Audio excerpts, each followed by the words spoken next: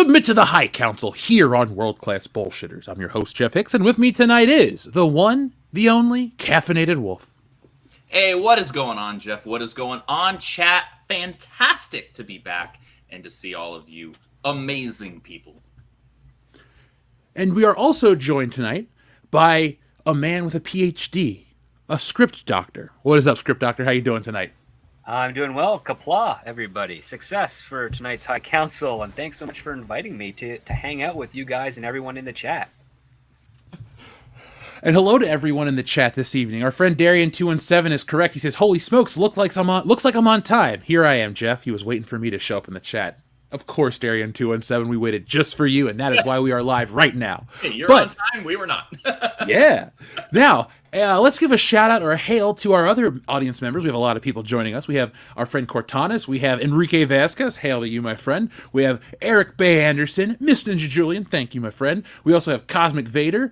We also have Valiant Renegade. What is up? We have Anubis T800, TLJ Screwjob, SH Rebels 08, and a lot more. But if we keep saying hello to everyone, we're never going to start a show. So instead of that, let's give these folks a show. And a show we have for you tonight. First off, we're going to be talking about the title picture. James Gunn is now in charge of DC Films. All right, well, it's like a game of throwing shit at a wall and seeing what sticks, the DC edition. So there you are, folks. We're going to be talking about that. And another topic we're going to be talking about, as well as many other things, and all you have to do is ask us. We'll cover anything pretty much. This Star Wars movie from Damon Lindelof. Is it actually going to happen? I don't know. How many of these damn things have been announced over the past 5 years, and how many have actually come out? We're going to talk about all they've managed to do is put out some mediocre TV shows. Yeah, mediocre is a kind word.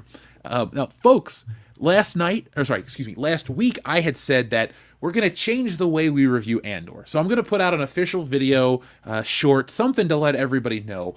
But basically what I'm going to do is I'm going to watch Andor each week. I'll talk about it on live streams, but I'm going to put out a review at the end of the season. Because, I'll be honest, there is not a lot of stuff happening in this show. And to sit there every week and to try to give you 5 to 10 minutes of what I thought of a show that's 40 minutes long, that's mostly talking, there's really not a lot to cover. So we're just going to do it in chunks, seasons from now on. So we'll review Andor at the end of the season, and then at the beginning of next season, if I'm still watching the show, we'll do it the same way. Unless that season is amazing and full of action and fun, and it'll keep you awake at night. Unlike Andor, I currently put it on after this show because it helps me fall asleep. So that's kind of what I've been hearing.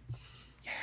I want to be positive about a lot of this stuff because it's the best Disney Star Wars stuff we've had in a minute, but it's not that great. And I can't allow myself to buy into the hype and tell you people that it's great just because it's better than what came before. Well, the writing might be good, not to get on an Andor or a Star Wars rant quite yet, but the writing might be good or even just solid or decent, as I've heard from a handful of people, but it seems like it's missing a crucial aspect, and you touched on that just now when you said you put it on to fall asleep more easily. Star Wars ain't that. That's not what Star Wars is supposed to be. Star Wars is supposed to keep you on the edge of your seat, keep you engaged, keep you immersed, and that's what that fun aspect. We're going to get into that a lot tonight, I have a feeling, talking about the importance of actually having fun with this stuff, and if the fun facet is missing from a lot of these various fandoms and geekdoms and the productions that they're putting out, you're doing it wrong. Yeah. Just to touch on one point you made about Star Wars, about it should be exciting. Every time I watch the Battle of Yavin, when they're on the trench run at the very end, same reaction. I'm on the edge of my seat. I've seen that movie hundreds of times. I've probably seen that scene close to 1,000 times because I watch it on YouTube. But seriously, I get the same reaction every time. Oh shit, here comes Han Solo. Oh my god, here we go. It's going to blow up. Boom! And then they fly away and they all save the day. It's great. Every time I'm loving it. That's how Star Wars should be, even if it's like Empire, where you end on a down note. You're on the edge of your seat when Luke and Vader are talking at Cloud City. You're like, oh shit, this is real. They ended on a cliffhanger, kind of, is what they do. Yeah. They did. Star Wars did it before Infinity War did it. Oh, yeah. Well, the other part, too, I think what's missing, not just with Andor, but with all of the Disney Star Wars shows, is that they don't capture the essence of the movie film serial which the first original trilogy did a really good job at doing, even though like Lucas wasn't old enough to have seen them when they originally aired on series. He saw them on reruns on TV, but like that's one of the things I really liked. You had this, it was all about the adventure, and the characters drove the adventure, and it leaves either on a high point or a cliffhanger point where you have to come back next week to see what happens next. That's severely lacking with the Disney Plus shows. You could probably argue that it worked a little bit for the first season of The Mandalorian with the introduction of Grogu, but it just feels like they kind of lost that gimmick with all the subsequent series that followed. That's it. That's the thing, the intangible I talk about in all these damn videos. What is the thing that I'm missing out of my Star Wars? Like the serialized element. I know Indiana Jones is the same style. Mm-hmm. There's something about Kingdom of the Crystal Skull, though, that doesn't feel serialized, and it feels more like a sequel to Raiders in a way that others don't feel like sequels. And now I'm starting to piece together maybe why I hate that movie too.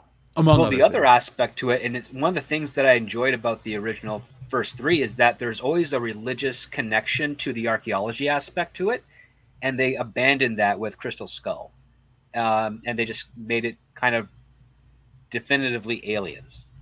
And I think that's kind of what was missing, is the fact that they weren't mocking or satirizing religion. They're just saying like there's these mysterious things that have occurred in our society, in our history, and there's religion, and they're associated with religions. Like the Raiders is about the Jewish people. You've got Middle Eastern gods with Temple of Doom, and then you've got Christianity with Last Crusade. You don't have any other aspect of that with Crystal Skull. You got aliens, bro. You got aliens, but you don't have, like, they don't do anything with Islam, and I can understand why, because that might be considered a touchy subject for many people of that faith. But there's definitely other aspects. They could have gone with Norse mythology. They could have gone with Atlantis stuff, like the video game that they did. But they went aliens because I think they were trying to set, the 50s was the first few stages of the space race, so that's what we want to do. And I think they forgot to be able to capture it felt less like magic and more like science, but not science for Crystal Skull.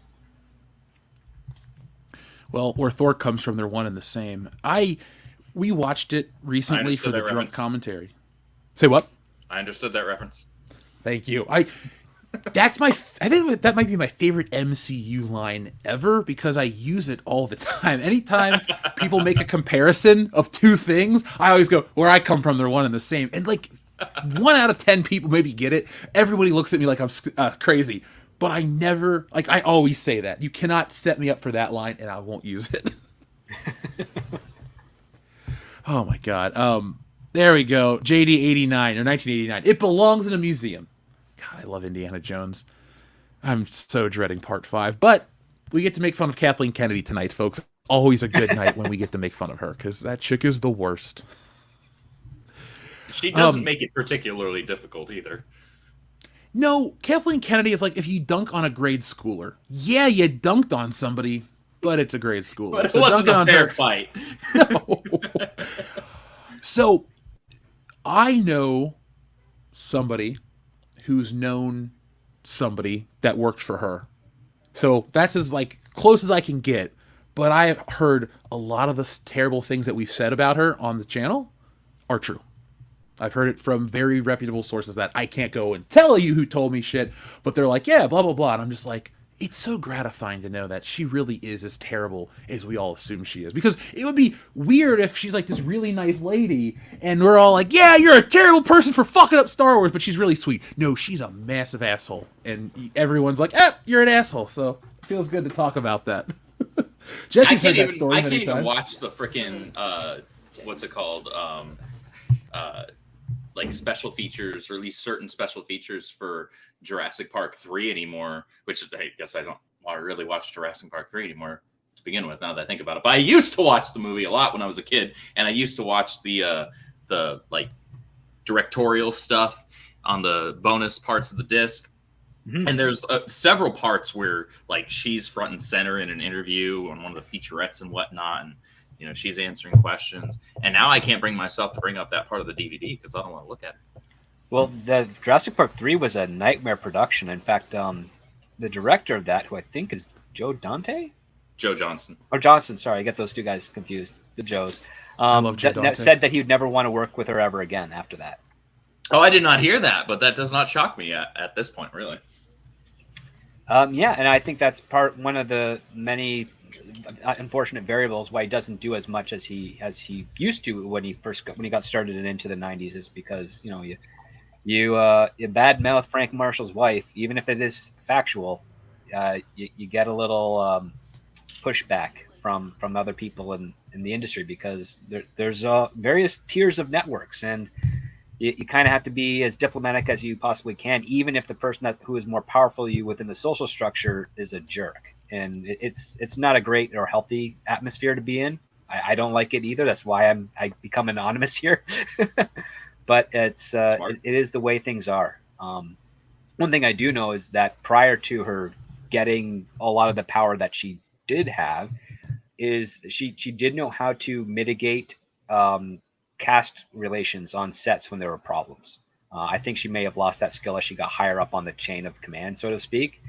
But yeah, for instance, I heard that she was one of the reasons that quelled down the actor who spent weeks with the saber to fight Harrison Ford, and then when Harrison Ford was sick and just had to shoot the guy, she was the one that had to say, "Hey, I'm sorry, but this is what's going to happen. These are the situations," and mitigated a possible outrage, even though the guy on the other end probably didn't care as much after he learned the fact that Harrison was sick, and that's the reason they're doing it that way. But I heard that that's one of the things that she was good at when she was starting out. And I guess with power and ego, you lose some of those empathetic skills. The only good Kathleen Kennedy story I've ever heard is on The Movies That Made Us, where they talk about the first Jurassic Park where they were trapped on the island and how she got everyone out and did all this crap. I'm like, all right, you're good at that part, but just leave Star Wars alone, lady. Well, I think she had a sweet spot with regards to what she's capable of doing, and she had the attitude to get those things done. And I think the tragedy is that she was given a level of responsibility that's not complementary to her other skill sets or personality. On paper, it looks like it would be, but in practice, we've seen the tragic truth. And I mean, my first red flag was when Rick McCallum left Disney out of nowhere. I'm like, that was weird. I mean, the number one guy at Disney Lucasfilm, who was the yes man to George Lucas and made sure that those prequel films got done and helped get the Clone Wars off the ground and started organizing the live action show that they put into production that unfortunately will never see the light of day. All those things, all those moving pieces in motion with him, and then he leaves, and a month later, Kathleen Kennedy takes over. And Disney sold. I thought that was very peculiar, because that doesn't usually happen in Hollywood. I didn't realize that's how that went down. Yeah, we don't know why Rick left. He's producing in Europe right now. He started his own little company, and that's what he's doing, producing independent film, small stuff over there. But I was surprised that the guy who ushered in the next wave of Star Wars, whether you like it or not, he bailed. And I think maybe he bailed because he didn't like the idea of Lucas maybe selling to Disney. But I can only speculate at this point. I'll ask around. We'll find out one day. But I would like to, how we watch these movies with the multiverses. I'd like to see the multiverse where he stuck around, she doesn't take over. Because, look, we'd love to live in the world where Disney doesn't buy Star Wars. It ended at episode 3, you know what I mean? And they did the Clone Wars, and the TV show was something else, and the theme parks were something else. We would love to live in that reality, but sadly we don't. As I always say, we live in the alternate 1985 where Biff is corrupt, powerful, and married to your mother. So we have to deal with what we have to deal with. I'm about to cut a bitch. I love my mother. I'll fight somebody right fuck now. Dude, that is such a funny scene in Back to the Future, too, when Marty's, trying to comprehend that his mom married Biff. And he's just like, what? He wants to either jump out the fucking window or try to save the day. Sorry, I was thinking about a much better movie that sadly Kathleen Kennedy is a producer on as well. Ugh. Oh. I know this sounds hyperbolic, but every time I watch one of my favorite movies that she's a part of, I go, ugh, just internally a little bit. Because I really hate what she's done as this president of Lucasfilm. She sucks. and it just bothers me to like watch, like you said, the other special features like the Back to the Future ones. The Indiana Jones box set had a really great documentary. And back when I was watching it, she's just some lady who produced the movie. That's okay. She's okay. I'll watch all this. That Indiana Jones box set, I used to lament the fact that they didn't put the special features on another disc. Now I don't care. I just don't. It's mostly Kathleen Kennedy in a fucking studio, an auditorium, talking to a camera about Indiana Jones. And she's the last person I want to see. Yeah. I'd like to not have to think about that some of the greatest franchises in just franchise and IP history have been completely decimated because of decisions that she made. God. We'll talk about it. We'll get. It's funny. Somebody in the chat. Yeah. Well, no, somebody in the chat was like, "Are they going to talk about the stuff they said they're going to talk about?" Yeah, we'll talk about James Gunn. Well, yeah, That's we'll what's known as a tangent. Yeah, we're having fun here. We're having. Remember when I said chat? Remember when I said we're going to talk about having fun a lot here? We're getting there. Yeah, conversations meander. Believe me. Like if you have a business meeting, you don't literally say, "All right, terms, conditions, blah. How you doing? What's up? How's your family?" You get your way into it. We're just easing our way into these topics tonight, folks. There's a lot of you joining us, so do us a favor. Hit that thumbs up button to let us know you're enjoying the show. And great, my fire alarm is going to be beeping, so I'm going to step away for a quick second, take care of that. And Andrew, tell everyone that one joke you know. That one joke I know. Well, that one joke I know is that Disney Star Wars is good. All right. Is that a Batman Begins reference? No, I yes, it was. Yes, it was. Yeah, we were just talking about Batman Begins before the show. Yeah, that's a good catch. That's a good catch. Like we said off air, man. That's our together we consider that the best Batman movie. Like it really is just fucking solid, knocking out of the park every time I watch it. Because that's another movie. It managed to be both a great movie as well as a great Batman movie simultaneously. And you can do both, and comic book movies should strive to do both. Yeah. It was, I said earlier about the emotion when I watch Star Wars. Every time I watch Batman Begins, when he goes, "I'm not going to kill you, but I don't have to save you," I always go, yeah, Batman. He fucking flies away. It's the coolest part of that movie. Or at the very end, when Commissioner Gordon talks about the sky with a flair for the theatrics. Like the first time I saw that movie, I was like, oh my God, yes. And then every time now I watch it, I'm just like, cool, Batman's going to fight the Joker. It always gets you pumped for the sequel. That's such a great ending. The movie had phenomenal setup from Jump Street. Fuck, now I want to watch it. I regret. I might actually watch that movie tonight before I go to sleep now, because you and I were talking about it for 15 minutes. Dude, you know what we're going to do? I've never done any Nolan stuff for the channel, so when it comes time, you're my guy. I'm not going to quote 89 to fucking double it, but, I will call you up and be like, dude, we got to review Batman Begins, and we got to do all of them, so... Dude, I'm here for it. I am so here for it. I'm even down to hang out in Discord or on StreamYard here in the back and just share the screen and watch it together and be commentating throughout it. I'm so here for it. Dude, it's Batman Begins. That's when I went to Europe. This is the one time I did get to go and do that cool, fun summer stuff. We saw advertisements for Batman Begins everywhere. And it was cool because when you're in Spain in the subway tunnel, they had this advertisement that, if you looked at it, you couldn't tell what it was. But when you moved at, really fast speed, it became like a Batman poster. So I just remember sitting there on this train looking at fucking Batman out the window the whole time. And the first thing I did when I got back to America, I was like, Mom, we got to go see Batman. And I did. And it was great. And here we are fucking 15 years later talking about how great it was. Because that's a movie that withstands the test of time. Not all of them. Yeah. And WB dropped the ball when they decided, no, we're not going to compel Nolan to use this as the start of our new DC film universe. I will, without getting on a tangent on that, I will say that I'm glad that they... It's actually, that's hard for me to say because what we got was Snyder for a while.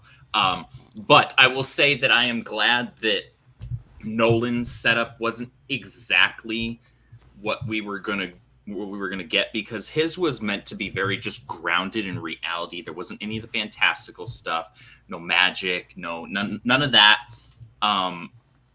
Because even if you look at Batman Begins with Ra's al Ghul, we had nothing regarding the Lazarus Pit and all of that, and that's integral to that character. So he grounded everything very much in reality. You look at Bane as well; it completely changed how Bane worked out. So even though, well, the first two are very good movies. The first one's an amazing movie. The third one, it happened. Well, he didn't want to make it. That's the other part too. He didn't want to make it. The third one came out, yeah, and it felt that way. Honestly, watching it and leaving the theater was like, he didn't really feel like he wanted to make that movie because it doesn't stack up against the first two. You can't actually do a larger connected DC cinematic universe based on Nolan's stuff. You can't. You cannot, because you are ultimately adding in aliens, you're adding in magic, you're adding in gods and monsters and all this stuff. Nolan didn't even want to add in science. Like, he didn't even add in the freaking Venom formula, okay? So, as much as I love the first two Nolan Batman films, ultimately, I don't think those would have worked out in terms of, like, being the launching point for a cinematic universe within DC. But I digress. Dude, I remember there were some like announcements on the old IMDb boards when people thought that Nolan's take on Superman was going to be something crazy like that. And I was just like, oh God, here we go. And then you saw what we got. But one thing I wanted to ask you, since this is for both you guys, we all saw Dark Knight Rises in 2012. The Avengers definitely colored my perception of that movie. Yes, it's not as good as the other ones by a lot, but also too, like, I was really on board with the more realistic superhero stuff, and then I saw the Avengers and was like, show me outer space, show me aliens, show me Iron Man, show me everything. And so when I got to Dark Knight Rises, and the thing is, like, I think there was a trailer for that movie before the Avengers dropped. There were images for that movie before the Avengers dropped, and I was on board. And then it really was that, because I thought Loki was crazy and over the top and amazing, and then Bane sounded like an idiot. And, like, the stuff they were trying to do with that movie just really, like, I understand what they were going for, but the execution just was so dumb. Well, Bane was basically Adam Sandler with a gas mask on. Like that, he sounded and spoke like goofy Adam Sandler. I'm not going to be able to unhear that shit. I already wasn't planning on rewatching Dark Knight Rises, but I'm definitely not now. I understand Nolan's approach to trying to make things realistic, but there are certain aspects. I mean, especially in The Dark Knight, you can't get a fingerprint off of a fired or shattered bullet because your finger doesn't touch that part that goes into the wall. You touch the casing. Mm-hmm. And so, like, that's, I mean, anyone who knows, I'm a Canadian. We don't know much about guns, but I know enough about that. I would have made the joke if you didn't, but thank you for doing it for me. So like, I mean, that threw me off. But I mean, I like some of the uniquer takes of it. But the one thing that, okay, so this is what I learned when I was entering screenwriting and getting into the business and stuff, is that a lot of green screenwriters are ones that don't develop much with regards to understanding the nature of business and understanding the fundamentals of entertainment. Always anchor themselves as trying to make or tell their stories to be as realistic to our real world as possible. And that's your fatal flaw, because it's not about trying to make the fantasy into our real world. It's about trying to make the fantasy so convincing that you believe it's the real world. And there's a big difference. And I think that's where Iron Man, Captain America, Thor, and to a lesser extent the Avengers, but pretty close, succeeded, is because they made you believe that world existed, and it kind of had more to reconcile with ours, as opposed to trying to force that property to fit the rules of our world. And well, Nolan did pretty good with that. I think that with Batman Begins and The Dark Knight, with varying degrees. I think the initial formula with the first core phase of Marvel, in the midst of when Disney purchased them, achieved that really, really well. Like, you believed Iron Man, you believed Captain America, you believed Thor quite easily, because they sold you the world first before they sold you all the fun, fancy, superheroics of it. And I think if the current regime, the new regime over at Warner Brothers Discovery, can capture that part of the magic and forget everything that happened after Avengers with Marvel and how they directed their franchise, they'll probably be a significant contender on the comic book film side of things for audiences. I'm going to hold my tangent rant on that point that you just made for when we actually start talking about the DC stuff. I'm going to try to remember because I don't want to hold up our talk about Star Wars as well. Well, no, you know what? Like I said, this is a conversation. We have a nice natural flow. Why don't we check in with the audience real quick, like we always do, and then let's just start talking about the DC stuff because I'm into it. I haven't had. What's up, chat? Yeah, I haven't had a chance to sit and actually go down. Like, I look at DC as this mountain right now, and it's just going down. DC is a person on a mountain, and they're just sliding down to the bottom. But it's a very unique, interesting ride that has ups and downs, but I don't know where we're going to go. And I've been wanting to talk about this for a while because you had all the Snyder stuff come out, then you had all the, I think, was it Walter Hamada step down? You had all this stuff going on behind the scenes with Ezra Miller. It's like DC does not, I would love to be a fly on the wall at Warner Brothers and hear the conversation because like Marvel's doesn't really have much going on because they got their shit under control and their movies are kind of boring. At least DC's got drama behind the scenes that get you hooked. So I'm excited to talk about that. Yeah, you're right. It's like a mountain or like a snowy mountain of moguls, and the skier is DC, but they forgot their skis, so they're just kind of going down there and smacking on the moguls until they can get their footing again. I just visualized that. What I was seeing in my head was I was seeing the guy from what is it? The Price is Right game, the yodeler going backwards, just fucking shit chasing him. Okay. That's an old reference. That is. Now, Drew Carey's doing that show now instead of Bob Barker. Yeah. I used to watch it when Drew Carey was on. Bob, I loved The Price is Right for years. That was my favorite game show. Script Doctor, since you're joining us this evening, do us a favor. Pick a number between 1 and 69, and I'm going to press a button that corresponds with that. 42. Guns don't work on Sunday.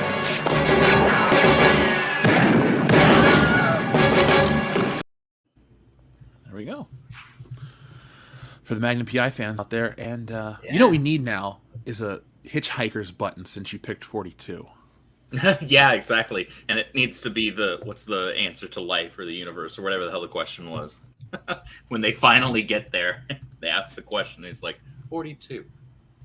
The fuck? Enrique knows what's up. Yep. The meaning of life. There it is. He understood that reference. Clone Geek, if you really want a Booster Gold film, you're not alone. My friend Joel's a great guy. Love him to death. Been a friend for decades. Joel loves Booster Gold, and he wants a Booster Gold film. So if you ever need to get in contact with my buddy, let me know.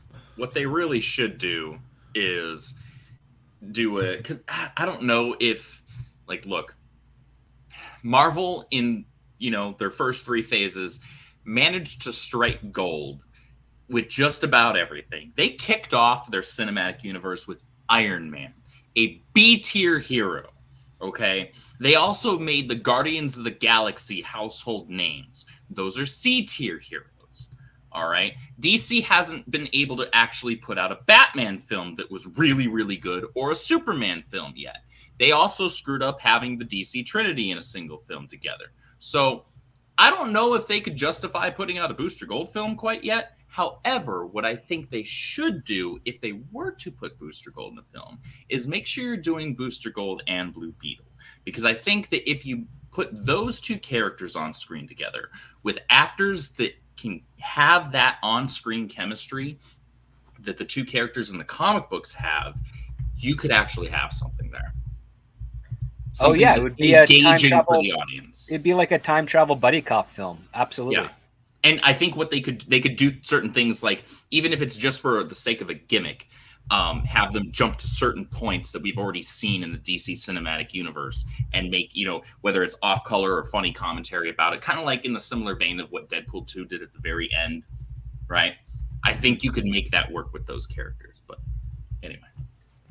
Well, it all depends on whether or not one. Yeah, we don't know exactly how DC is going to proceed over the next few years. All we have an inkling of is David Zaslav saying that they're going to reset things to make the tones a bit more audience friendly, and really get a Superman movie to be a Superman movie, and focus on Batman and Wonder Woman and getting those guys right, because the biggest embarrassment Warner Brothers has had is that of all the films that they've made in the last decade, the superhero ones more have not reached the $1 billion mark than have. And given the stature of the characters they used, you would think that just having the first meeting of Batman and Superman on screen would garner $1 billion easily, and it didn't. And then it should have been without question. Like that should have honestly been like the highest grossing superhero film ever. And on top of that, they even introduced Wonder Woman, so you actually get the first shot of all three of them standing shoulder to shoulder, and it still doesn't clear $1 billion. And you're like, the DC Trinity. I know that people that aren't necessarily from comic books, like Jeff and I are, don't quite understand the gravity of that. Like Marvel has Spider-Man at the top of their mountain, and then everybody else is kind of chilling below, right? In various spaces. DC's Trinity is the upper echelon of superhero-dom when it comes to comic books. Batman, Superman, Wonder Woman. Marvel only has the one character that can compete at that level, and it's Spider-Man. To their credit, yeah, Stan Lee and Steve Ditko did it. Like, they did their job, for sure. But the fact that they screwed up, just as you said, Script, and missed the mark on the first live-action appearance of all three of these characters coming together was the most abysmal fail for me in pretty much any superhero movie. Like, you really screwed that up. Not only did you try to mash like 3 different Superman stories into one and fail at that, but you also tried to put the Trinity together in a film, and you failed at that too. Oof. Dude, they put Gotham City and Metropolis across from a bay next to each other. Right? Like, dude, this isn't Keystone and it's not Central City and Keystone City. Exactly. This isn't Central City and Keystone with Wally and Barry. These are way different parts of the country, man. At least, like, you can play around and say, okay, sure, let's say Metropolis is a New York and Gotham is a New Jersey type thing. Fine, okay. But really, Metropolis is more like a city of the future or a city of tomorrow, and that's way more West Coast, at least in my perspective of things. And I think that's makes it more interesting because you have a lighter tone on Superman, where in a place where the weather's more consistent, it's sunnier most of the year. Like that makes sense for Metropolis, and for Gotham to be cold and wet all the time because it's a northeastern city. And the fact that they're so far apart, you can understand why they don't cross over as often as they do, and why it's special when that happens. Because that question I have is, if Metropolis and Gotham are that close, why doesn't Superman just turn around, take care of all the crime in Gotham, and then just come right back to Metropolis? He polices. It's clearly the world. Needed more there, yeah. He can't do 2 cities back to back. Like 15 minutes. That's an afternoon. I feel another wave of commentaries coming on where we just rip apart the old Snyder stuff. It'll be fun. Oh, don't do that. It's like shooting fish in a barrel. Jeff, I love you, and I love your audience. And you don't look. We will be here all night. Y'all don't need that. I'm trying here. Okay, I'm trying. Listen. Understand. Well, you're keeping me safe. I will. I'm looking out for you, man. I appreciate that. Look, I really don't want to watch those movies again. I paid to see them in theaters, and once was enough for most of them. I think I own a copy of Wonder Woman on Blu-ray, and I think I own a copy of BVS because, like I said, it was $2, and so I wanted to buy a $2 movie. I don't own any of them. Yeah. I saw Wonder Woman in theaters 4 times, 3 of which were in IMAX. I saw. What was I going to say? 3 in IMAX, and I own it on 4K. It's the only 4K movie I actually own so far. There's quite the list now. Now that I have an expendable income, that list is going to get chipped away at slowly but surely. Yeah. The movie's absolutely stunning. But yeah, I'm not going to go on that tangent. Well, if I can find myself a relatively cheap or just rent one from Redbox, I would want to watch it again. I own it, like I said, but I'd want to see it upscaled in 4K because the movies do look great when you watch them like at that level. Even I hated the Snyder cut, but at least it looks okay. It's a pretty movie if you like dark and grungy tint on the lens for the entire thing. All right, so Adam Wofford, I will put that on screen, but let me get check in with the audience here. Our friend Cesario Japan clearly reads the chat. He says, Darth Kennedy sucks, so play Jamaram. You got it, dude. Ask and you shall receive. Hell. Jamaram! That's my favorite button. Matt G, thank you very much. Name? Dude, who approved that fucking series? Like... That's a whole other thing. That's some other shit, man. Well, there's a TV show they're making of it, The Acolyte. I bet that's going to be a shit show. Yeah. If that ends up getting released, they've been be in production for a long time. And that was an outside pitch, because at the time when that was pitched, I got an email, and everybody in town actually got an email saying that Disney is not taking any pitches this year, like specifically for anything. And then a month goes by, and all of a sudden, Leslie Headland has pitched and managed to swing in a show, and everybody is calling up their agents and managers saying, "What the hell is this?"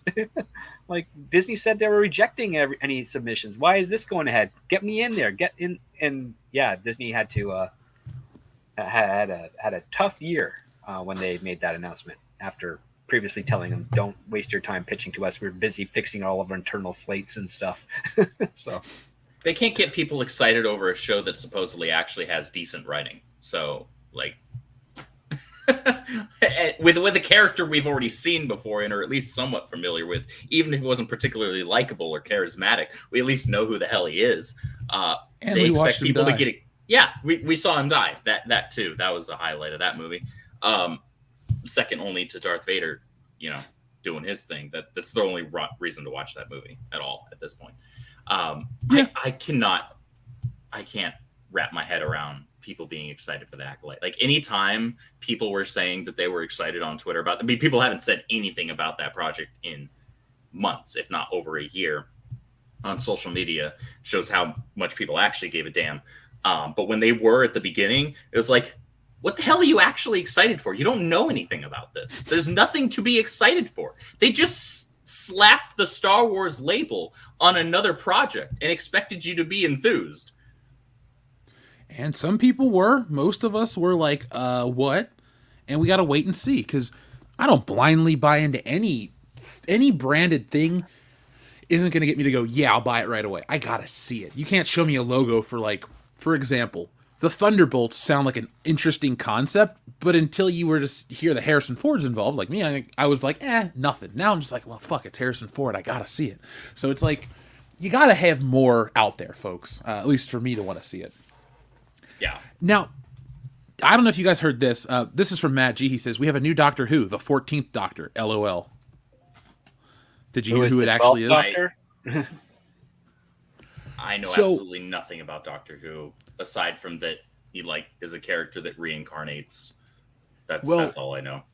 When he regenerates into when he dies and regenerates, he becomes a new actor. But the lady Doctor Who that everybody hates reverted back into David Tennant, who's like everyone's favorite Doctor Who. And so, oh yeah, yeah. It's like.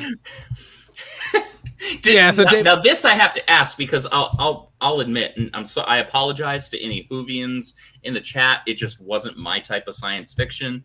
I am fully aware that it has a massive fan base, but I tried getting through the first few episodes of the first season. I just couldn't. It didn't interest me. Wasn't my thing. But I have to ask, did the ratings or viewership go up at all when they did that, when they switched back to Tennant? Because I do remember when David Tennant was the Doctor, people were just my friends that were Whovians wouldn't shut up about the show. I'm like, I have no idea what you're talking about, and I really have no care to get invested, but I can tell you're really hot on this. So did viewership go up when they switched to David Tennant? Well, it just happened. So yeah, it just happened. So okay, we'll find out. Are there metrics yet to see the current viewership? Well, you could compare the you could compare the new season in popularity to the David Tennant stuff, but put it like this. He's like the Sean. He's not the first, but he's like the Sean Connery of the Doctors, where everyone's like, "Oh, James Bond's great," but everyone goes to Sean Connery right away as the best. Sure. He's like that. He's okay. He played him like it was in 2005. He played him. He played him for a handful of years. The show took off like it was more popular than ever because of him, and then. That's when I started watching it. And then he left, and everyone was like, oh, shit, we want more. And Matt Smith, the guy that replaced him, was popular and well-liked, and then it's kind of just gone downhill. I quit. Before the woman ever took over, before any of the shit that people are bitching about now, I said, fuck Doctor Who. It got stupid. It got all about Amy Pond and too personal, and, I know those are names you don't know, but Doctor Who fans know what's up, so yeah, there was a time when I cared. I checked out... with the Bacaldi pilot, one of my friends was working effects on it, and he showed it to me, and I was like, "This is terrible," and I'd never even bothered watching it after that. Matt Smith was the last Doctor I saw. Tennant is got a huge history with Doctor Who because he's married to the Fifth Doctor's daughter. So, oh wow, yeah. So he's got some passion for that project. So now I guess he's the 10th and 14th Doctor. That's some 7 degrees of Kevin Bacon shit right there. Oh yeah. Earth's greatest hero. Have you ever heard the story of David Tennant in school? And he was like writing a paper, and it's like, what do you want to be when you grow up? And he wrote a paper on how he wants to be Doctor Who, and the teacher said that was stupid because that'll never happen. And so, did he really? I've read that story before. Hold on. I have Jeff. I love you, but I also know you're a funny guy, and so this is a serious, legitimate question. Is that a thing that actually happened, or are you playing a joke off of Riri Williams becoming Iron Man? Because no, is that what happened? That's exactly what happened in the comic books. Her teacher said, okay, she was like, I get motivated when people tell me I can't do things, blah, blah, blah, blah, blah. And her teacher was like, okay, well, you'll never be Tony Stark. And then literally the next panel, she's like taking Iron Man's tech and like building the Ironheart shit. Yeah, here we go. There's an interview from 2019 with him, but like I had read that before that. So yeah, that's like a real thing. Yeah, that's cool. Thank you, Matt Deckard. So, this has been your dose of Doctor Who. Thank you, Matt G. Anubis T800, thank you, says, yes, youpie hey, more Rey Skywalker. Sorry, Jeff. I don't want more Rey Skywalker. It's Rey Palpatine, by the way. Just to put a correction. God, I hate that fucking movie. That's one I've only watched once. Never will go back. Valiant Renegade. I have watched each of those films once, except for Force Awakens. I've seen it twice, and that's it. Well, I've seen that one more than you. And that was only to be like, all right, was I going into this just kind of salty? Like, do I need to give this a second shot? And I watched it. I was like, they actually had a decent setup, and they failed following up on literally all of it. Yeah. Well, I hated it from the get-go, but folks, you can go listen to that like 7-year-old video at this point. I'm done. Valiant Renegade, thank you, says, I paid Jeff to start 30 minutes late. Thank you. JD1989 says, I have to say objectively, DC is in good hands now. Well, remains to be seen. I'm not going to toss that out with both hands just yet. I will wait and see. We have... we'll get to there because we actually haven't even touched on the James Gunn stuff yet. Yeah, we'll get there eventually. This is called Cape Shit, so we flow the way the wind does, every direction. I love that I've gotten you hooked on that term, by the way. There will be T-shirts soon. We will buy one. We will start. No, we will do it together, and we will both benefit from it. Why not? You came up with. I'll do the design. You came up with the word. There we go. We'll do Cape Shit. I'm here. We'll spend a couple bucks and get CapeShit.com. Hell yeah, let's do it. Jameen D, thank you very much, says, has Kathleen Kennedy ever received a single producer credit in any movie? So when people say she has been successful as producer for a long time, is it because of her only her efforts or because of other producers? Is he referring to like a lone producer credit? Because that's a rarity. Okay. I think that's what he was asking. Okay, because I was going to say, all you need in order to get a producer credit is just to contribute to the film financially. That's one way. The other, if not financially, getting a location or securing a deal. Producers is a very broad spectrum of things. That's why only on maybe some independent films will you ever see a sole producer on it. Yeah. It's requiring a team effort. Unfortunately, it's complex to make a movie. God, she has 110 producer credits to her name. Yeah, that's not bad for what, a 47-year career.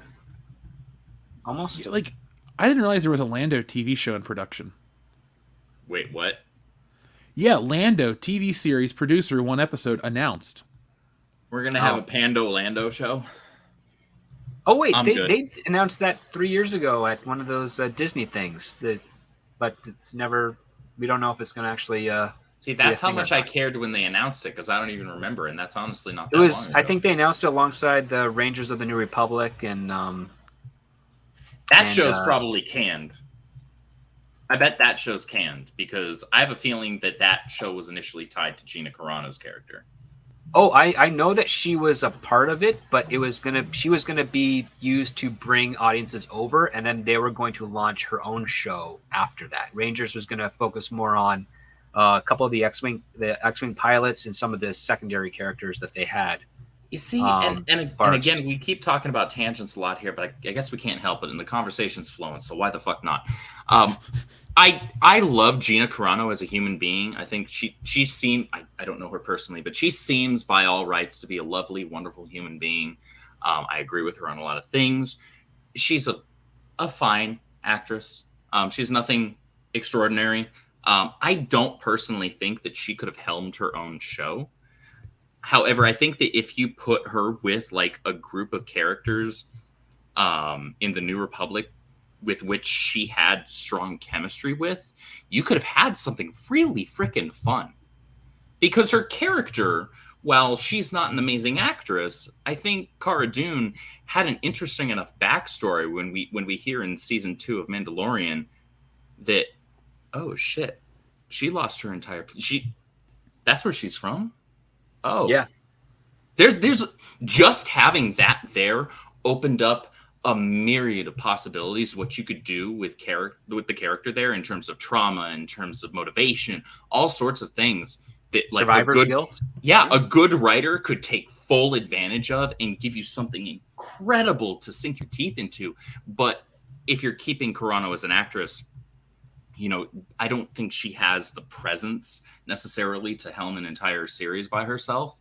And that's nothing against her personally. I think that's just her acting and range limitations. But I do remember like when they fired Gina, I remember being like, oh, I was actually looking forward to Rangers of the New Republic because I was pretty sold on the idea that she was going to be a part of it. And I wanted to know more about her character because of that little snippet, even though it was like, what, a minute and a half that we got in Mandalorian season 2. I wanted to know more. And I felt like there was enough set up there to get a lot more. That's unfortunate. There was, but one of the things, and I know this because one of my friends worked at Disney at the time before there was the first set of layoffs, and that was that they weren't going to make Rangers her show because they knew how popular she was, and so they said we're going to make a show for her because one of the things that they had a rule sort of with Disney production is that the title character, the character that's important will be the title of the show. So you had Andor, you had Lando, you had sorry. It would probably be a copyright issue if you called it Dune.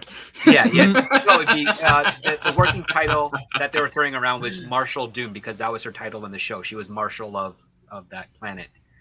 And it was supposed to be her and Carl Weathers together doing stuff locally. Okay, you see, that's what I'm talking about in terms of having other characters around her that are, by all rights, better actors or actresses that could bring more of her, because she's a stronger actress when she has stronger actors and actresses around her that pull that out of her and elevate her performance. You know, that's the way that I view it anyway as a former performer.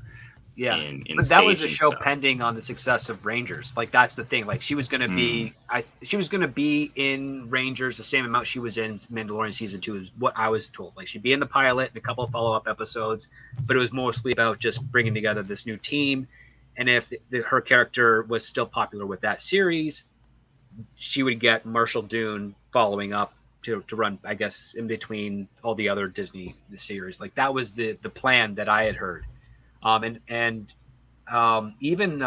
the Asian guy who's from like Kim's Convenience, who is the X-wing thing. Apparently, he was in negotiations for that as well. But as soon as they did not renew her contract for season 3 of The Mandalorian and all the other stuff for Disney, all that stuff was put on the shelf. And I don't know if it's going into rework mode anymore, or if they've just completely abandoned it and are just taking the stuff that they definitely have in production and running that through. Because I was surprised Andor was actually being released, because that was delayed multiple times. It should have been delayed until it got exciting. God, it's so difficult to watch. I mean, look at its numbers. Its numbers are horrible. People don't care. Where would one go to look at streaming numbers? Because I'm asking for a friend, not like I don't know. I just don't know where you find that information, because I'm curious. Is there like, did the Nielsen ratings come out for that now? They should have.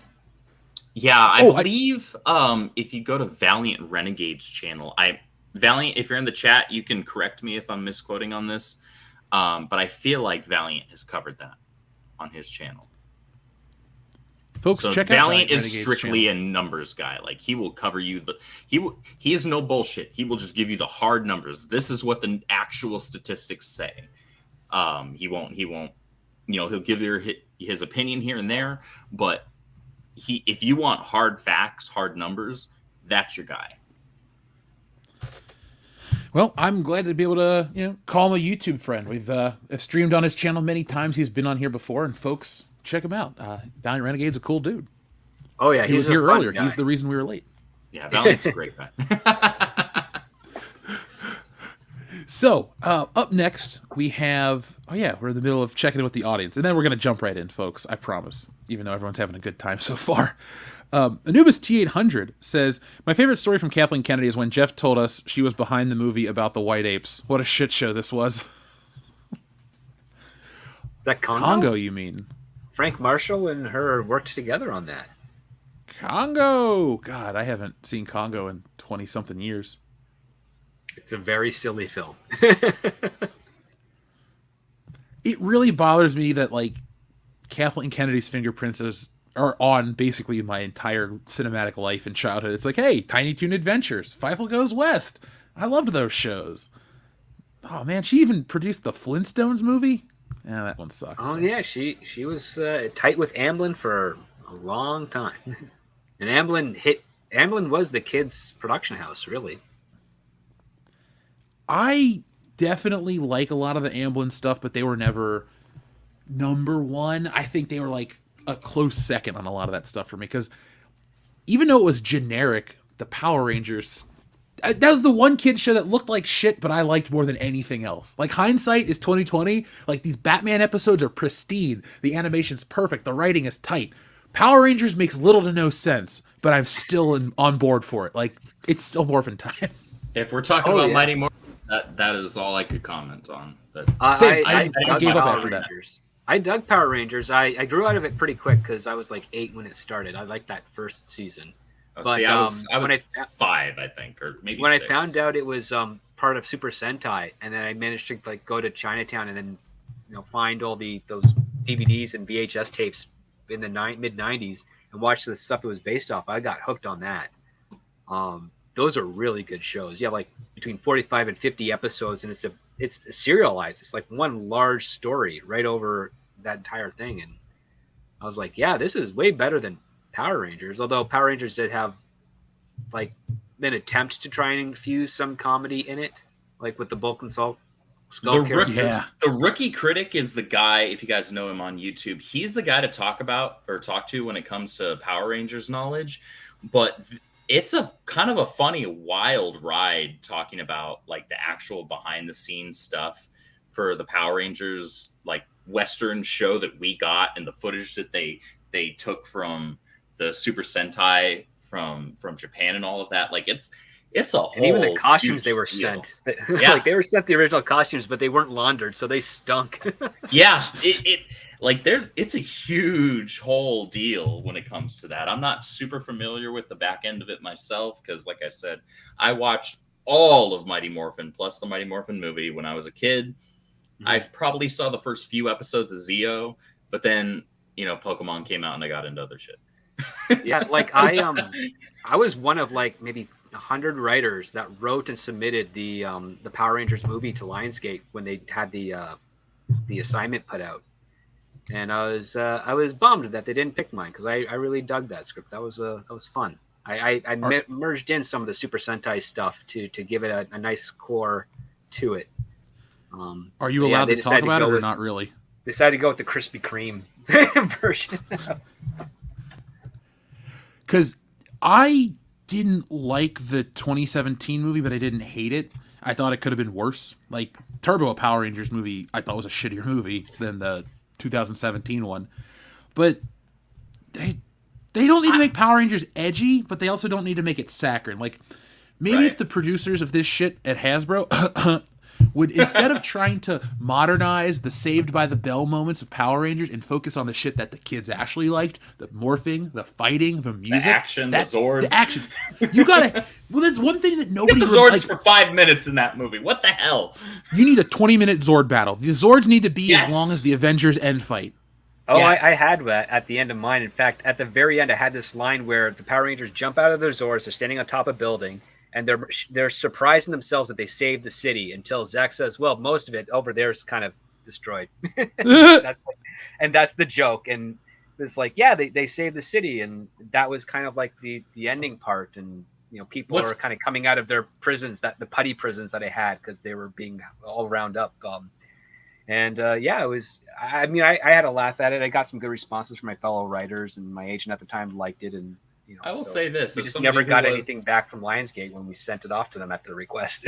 Well, that's unfortunate. I will say this as someone who was a pretty big Power Rangers fan when I was a kid, and I will say that's like funny in a very meta sort of way, in that it's like kind of poking and pointing at like the good guys won, but look at all the collateral damage that they also contributed to. Well, I mean, the Zord was thrown through a building. Yeah. Like that. Well, that's what happened in Power Rangers. Like, it's not like somebody kicked a poodle into a mailbox. Yeah. Was the Green Ranger in your movie?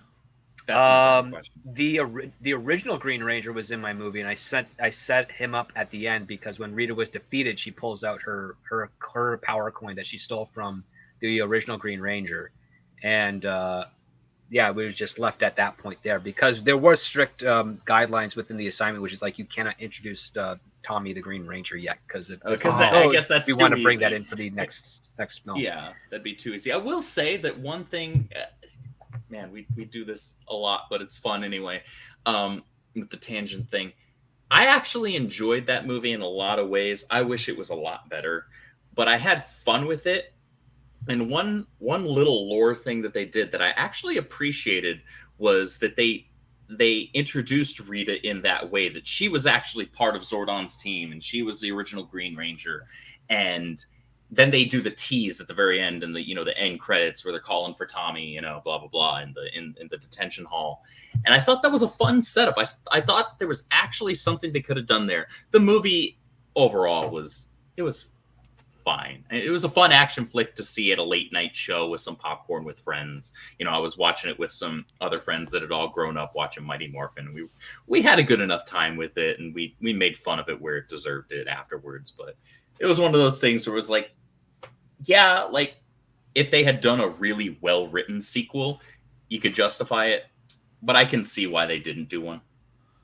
Well, I mean, it just didn't perform as well. One of my relatives worked on post compositing on the film at that point, and I sent him my script and he's like, I wish I was compositing this one instead of what we got. One of the things that I brought in is like Rita was the daughter of Master Vile, who was an evil guy. Yeah. And in the old school lore, the reason Zordon has 5 of the 6 coins is that he won basically a heads or tails flip game with them, and Rita won the green one. But I decided to say, like, no, there was Rangers from another planet that came to Earth to stop Rita from doing something. She seduced the Green Ranger and then killed him when she got a taste of her power, and then Zordon banishes her to the canister, but she reverses the spell as well, so that he's banished to the dimension that's no time passes, so to speak.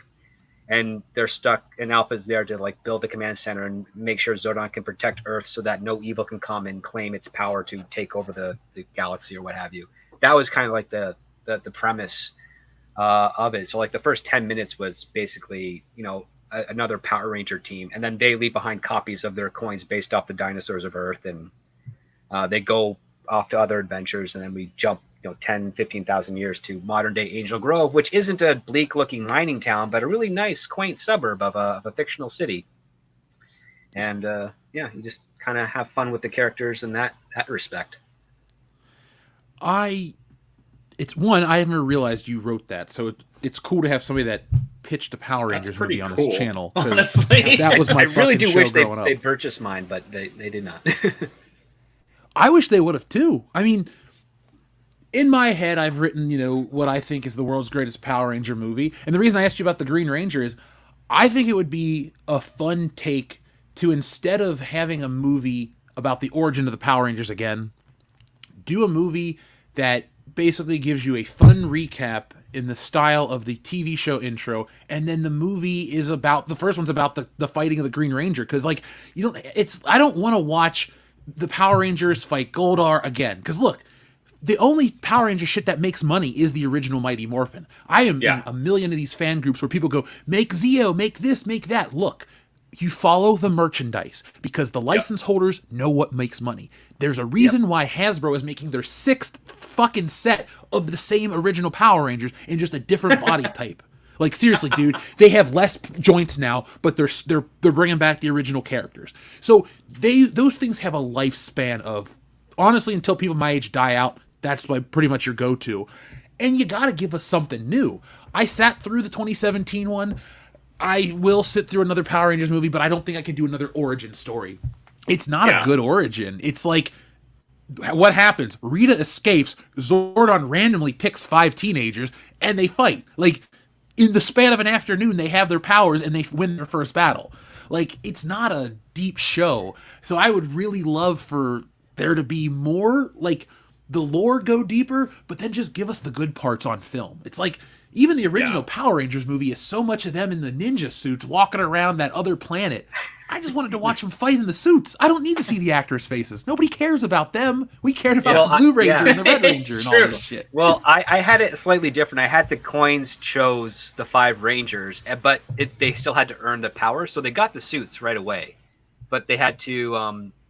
but Rita was trying to harness energy of Earth, and one of the shields from it is also where they stored the mythical weapons of the Power Rangers, and those weapons activate the Zords. And if they're worthy of it, they can get those weapons, they activate the Zords, and then you've got basically a 10 to 15 minute fight at the end where they have the Zords, and they're beating the crap out of a new villain that's never been in the show. I think I modeled it off of, I didn't give it a name because we didn't have the idea for the names at the time, but I think I modeled it off of kind of like a weird bear thing, like just a big burly bear with robotic arms and like cannons on his shoulders and stuff like that. Like, I was just having fun with it. Like, what's a crazy type of Sentai Power Rangers type thing that we haven't seen before. So I went with that. And yeah, it was basically because one of the things that they asked for is like, this is going to be a 2-hour film. It needs to have really strong emotional ties to the teenagers. They can't all be friends right away. I'm like, yeah, that makes sense. Sure, let's build some friendships and build some trust and whatnot, and explore some cool dynamics. And one of the things that I really liked is it's a dynamic that I've not seen in films before, but I made Jason find out that he was a child pregnancy, because his parents got married when they were 16. They had him, and he finds out that, you know, a lot of the struggles that he and his family face growing up are probably because of him, which is not true. Like, he has to learn that. And he feels like he's an accident and he doesn't have any destiny or worth until he gets the red power coin and realizes that, yeah, he actually has a purpose. I mean, and the fact that his parents wanted him and they loved him and they built a home for him, like, he just had to get over that stigma that sometimes other people have towards kids that are born in that children in high school are having kids and whatnot. And so yeah, that's what I did, and I had that be his arc. And yeah, I thought that was a cool thing where he actually realized, like, yeah, just because I'm here for a reason because my parents actually wanted me. It's not nothing political, nothing of that. It was just straight out, compassion, love, and realizing that even if you don't feel like you have a purpose, one will find you in ways you never expect. And that was kind of the theme, and all the characters kind of went through that. And yeah, I mean, that's what I thought was going to sell.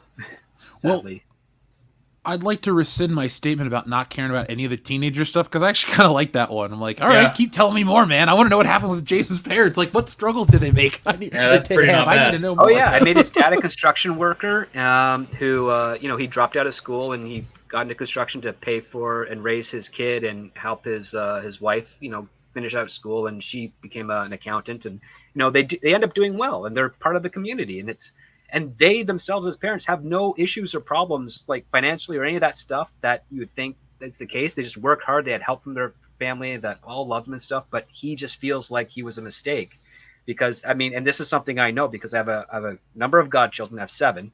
5 of them were born in high school and they all went through this, and that's what I based it on. They eventually outgrew that mentality, but I thought this is something that would be very interesting. You could have Jason being the child of young parents, so they'd be 30 by the time he's a teenager. So they're still kind of hip and happening to a degree, what have you. And yeah, I just want to be a little bit of a troubled kid who partially raised in a martial arts class, because that's one great place to put a kid after school for a couple hours when you have a parent working and another one going to school themselves to make sure they can have a stable family life. And then I played around with the fact that, like, you have Trini, who, she's got a tiger mom and a dad, and they're very focused on her education, and she's doing so well in high school that she could probably apply to college, and she's only like 16 years old, but she doesn't want to go because she's not ready for that level of responsibility. Kimberly's dealing with her parents' divorce, but she's got the Valley School aspect to it, so she's trying to exploit her parents financially to see which one loves her more, and then she has to come to terms with the fact that her family's kind of falling apart. Billy, I made his father part of the astronauts that accidentally open up Rita's canister, and so his stake is that he has to save his dad.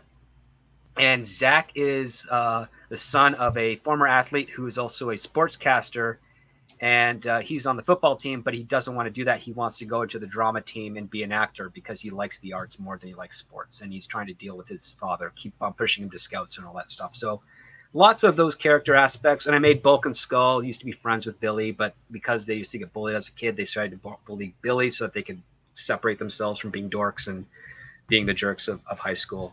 So yeah, those are all the relationships that I was juggling around in this 123 odd page script. And that's really good, man. Yeah, I'm really involved, like interested.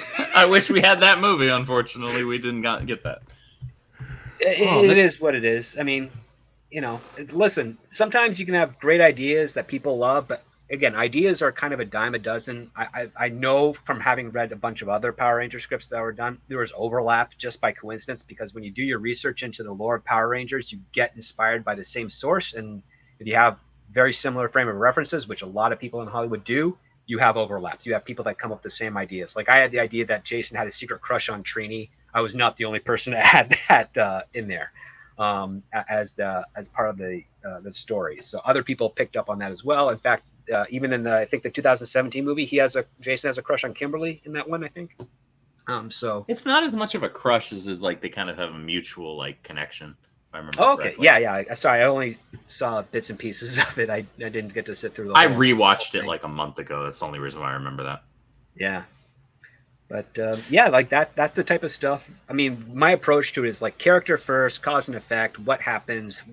How can I do this differently that other people might not do, execution wise? But also try and create ideas that are hit universal aspects, because there's fun to that. It's like, oh yeah, I can relate to one of those 5 characters, or I can relate to that situation, or hey, I found personal connections to all of these things and here, and I do that by listening to people like you guys on YouTube and reading stuff in the chat, and then getting out of my bubble. Like I'm very fortunate that I'm from Canada, and when I would go out to LA to work before the pandemic hit and all that hoopla that happened there, I was able to bounce back and forth and not get completely absorbed in the egos and the bubbles that happen in LA and whatnot. I'd leave that state, go somewhere else, get involved with that community, and go to the normal be able world to break any and circumvent any type of social brainwashing that could happen to a degree. So yeah, it's that's what I like. But man, do I miss going back to California. I mean, I know it's kind of crappy in parts now. Weird thing to hear. It's a really weird thing to hear as somebody who lived there for over 20 years. Well, if you ever come back, hit me up. I'm here, so we'll go. You can tell me more about your Power Ranger script. Sure. Dude, believe me, I would. You can hear how much I like the show. So, last thing I will say is I think the reason that 2017 movie kind of shit the bed as well, besides it not being the world's greatest, it looked ugly. They tried to go for Iron Man designs. And it was just dog shit. The suits didn't need to look like that. No, I kept the spandex stuff. Better. I totally kept the spandex stuff. I even had a scene where Jason's looking at Trini's butt and she calls him on it because it's those tight form-fitting spandex. I would have done something more akin to like nano weave type armor, where like it still looks kind of like from a distance it looks like it could be spandex, but when you zoom in super close, you can see some detailing, some material there. But it still keeps the figure and the form of the human that's underneath it. So that'd be cool. Like, yeah, that's what I would have done. But like, yeah, the Iron Man suits or the wannabe Iron Man suits was a dumb choice. Well, it's a parallel to like the motion picture movie from like the 90s, right? Like they had those big plastic heavy suits as well. Yeah. I like the spandex. As a kid, it was weird how much I disliked the movie because they didn't look like the TV show. I couldn't comprehend, for a movie you want to make stuff look different, bigger, over the top. It just was like, why don't they look like they do on TV? And as an adult, I look back at the designs and I'm like, I think I had something going as a kid because the movie suits, they look so weird on screen. It's not like they look weird in photographs. Mm-hmm. They just look weird as they move around. And I watched that one not that long ago with some friends, and I'm like, man, nostalgia works wonders because this fucking movie does not. I don't know. It doesn't hit like it used to for me. It's got Devo in it for. It does have like Balrog. Sorry, yeah, no. Oh crap! The villain from Indiana Jones. He plays Ivan Ooze. Belloc. Belloc. Yeah, Belloc. He's in it, chewing up the scenery. Have you seen Hot Fuzz? I have. I loved Hot Fuzz. He's also the priest in the end of that one. Yes, he is, isn't he? I love Paul Freeman. He's a good actor. Oh, a fantastic one. So, you know what? We are going to do more with the chat, and then we're going to start talking about the stuff. I promise, folks. We've just been having a good conversation. Cesario Japan, thank you for your generous super chat. He says, what's more likely, a fully released Kathleen Kennedy helmed Star Wars project, or Lucas finally relents and releases the Star Wars Holiday Special officially? Billy Lord is the only one that has possession of the properly produced holiday special. She inherited it from her mom, sadly, Carrie Fisher. So, we'll see. If they want it, they're going to have to go to her house. Now, having watched the Star Wars Holiday Special more times than I should have, I don't want any of these things to happen, Cesario Japan. I don't think I would even watch it in crystal clear 4K would I watch the Star Wars Holiday Special, because it is the Star Wars Holiday Special after all. It's not like it's going to get better because it's crystal clear. It's just going to be the same movie. Yeah, it's just more clearly shit. Yeah, the same special there. It's like, no one wants to see B. Arthur sing a song about Last Call? I'm good. The thing is, I would rather watch B. Arthur in 4K on a Golden Girls rerun than Star Wars. I'd rather just watch Golden Girls, honestly. Or watch her on Mod. She was great on Mod. You had Adriana Barbeau there as well. Young Adriana Barbeau. Ooh. Yeah, dude. John Carpenter married her. Yes, he did. Also got a divorce, so I don't know how that went. But whatever, man. Good for her. Or good for him. She's great for Swamp Thing. Yeah. So, Matt Deckard has a request. George Bush doesn't care about black people. I think he's asking for the button. And, we're one of the few channels on the internet that has this. George Bush doesn't care about black people. We will be talking. We will be talking more about. Conway, yes. Yeah. We will talk about his crazy ass on Thursday, folks. Don't worry. The High Council is boy. not the place to talk about Kanye West, but Thursday night's WCBS podcast is. So the guys and I are ready. We've already started prepping this week's show today. So be prepared, folks. Ay, chingada. Dude, I don't mind obviously commenting on stuff, but what the fuck, dude? That's all I'll say. That's all I'll say. I'll tune in. Let me know what you think of our stuff. I'm morbidly curious enough that I'll tune in. Hell yeah. That motherfucker. Anyway, let's start talking about the stuff on screen. The stuff that you came to talk about tonight, folks. Thank you for joining us, by the way. We will hit all your messages throughout the show, so keep on sending them in, and we will get to them. There we go. That's what we're looking for. This guy. This crazy guy. Actually, I don't know how crazy he is. This guy is now one of the 2 people in charge of DC Films and Animation Division. So, this news just broke today, this afternoon. Well, I was shocked. I know that's a weird way to, hem-haul way around it, but I was surprised. When I think of James Gunn, I think of this director that had his foot in DC but is on his way back to Marvel. And now, here we go. So, this comes from the Hollywood Reporter. I'll just read this intro to give everyone a little context, and then we'll start talking about it. Folks in the chat, get ready. In a stunning turn of events, filmmaker James Gunn and producer Peter Safran have been tapped to lead DC's film, TV, and animation efforts as co-chairs and co-CEOs of DC Studios, a newly formed division at Warner Brothers that will replace DC Films. The unprecedented move, which a top director will assume a top executive post, marks the end of months-long search by Warner Brothers Discovery CEO David Zaslav to replace DC Films head boss Walter Hamada, who departed the studio last week. There we go. So, we have the answer. James Gunn and Peter Safran. I don't know Peter Safran, so I'd have to look into him more. But we all know James Gunn. He's the guy that produced those terrible Scary Movie Meet the Spartan type films up until 2015 and then switched over to horror.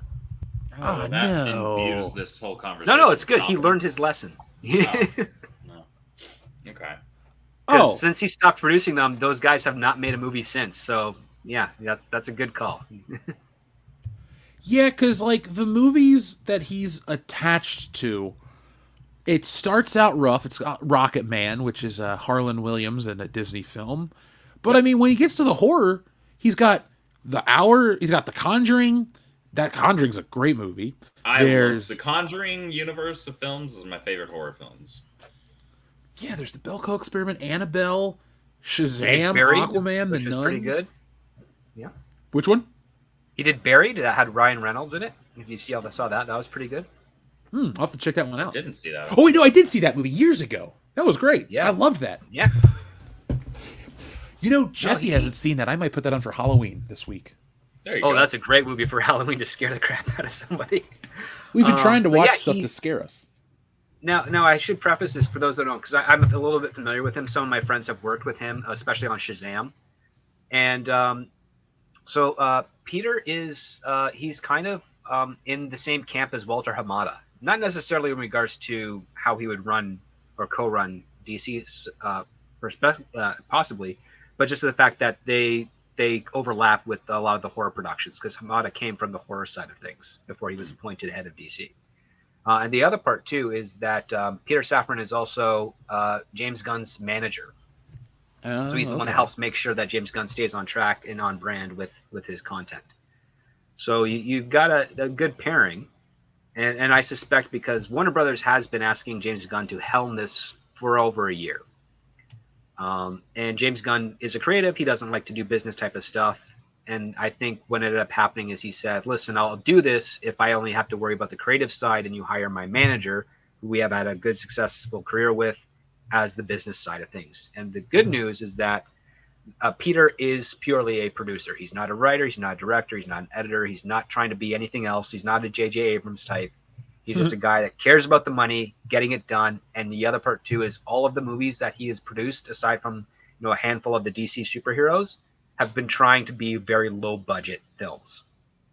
And that's something Warner Brothers really needs, is to be able to pull off, big comic book movies for a reasonable budget that's not, 150 million plus. Well, that's what you need, I think, with a Batman film. You can do that with all of them, yeah. You need an on-the-ground, real detective Batman film, and I know that that's what The Batman was supposed to be. It kind of hit it in some areas and kind of didn't in others.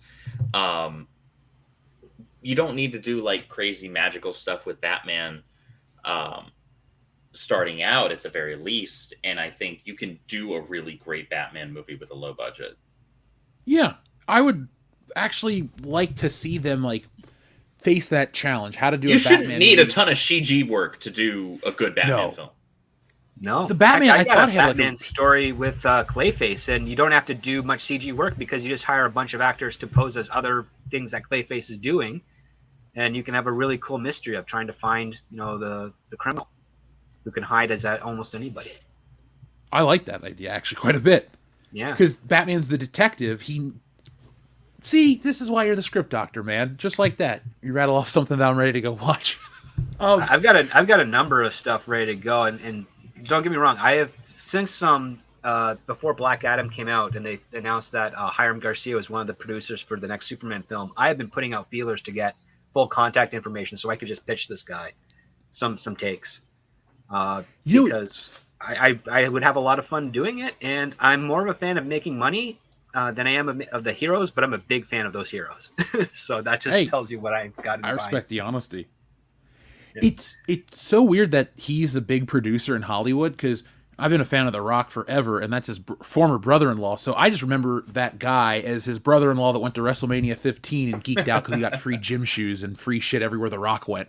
I just remember that story. He's also a really good photographer too. That's the other part. Like, I've seen some of his pictures and compositions. I'm like, damn, this guy got an eye. Like, that's good.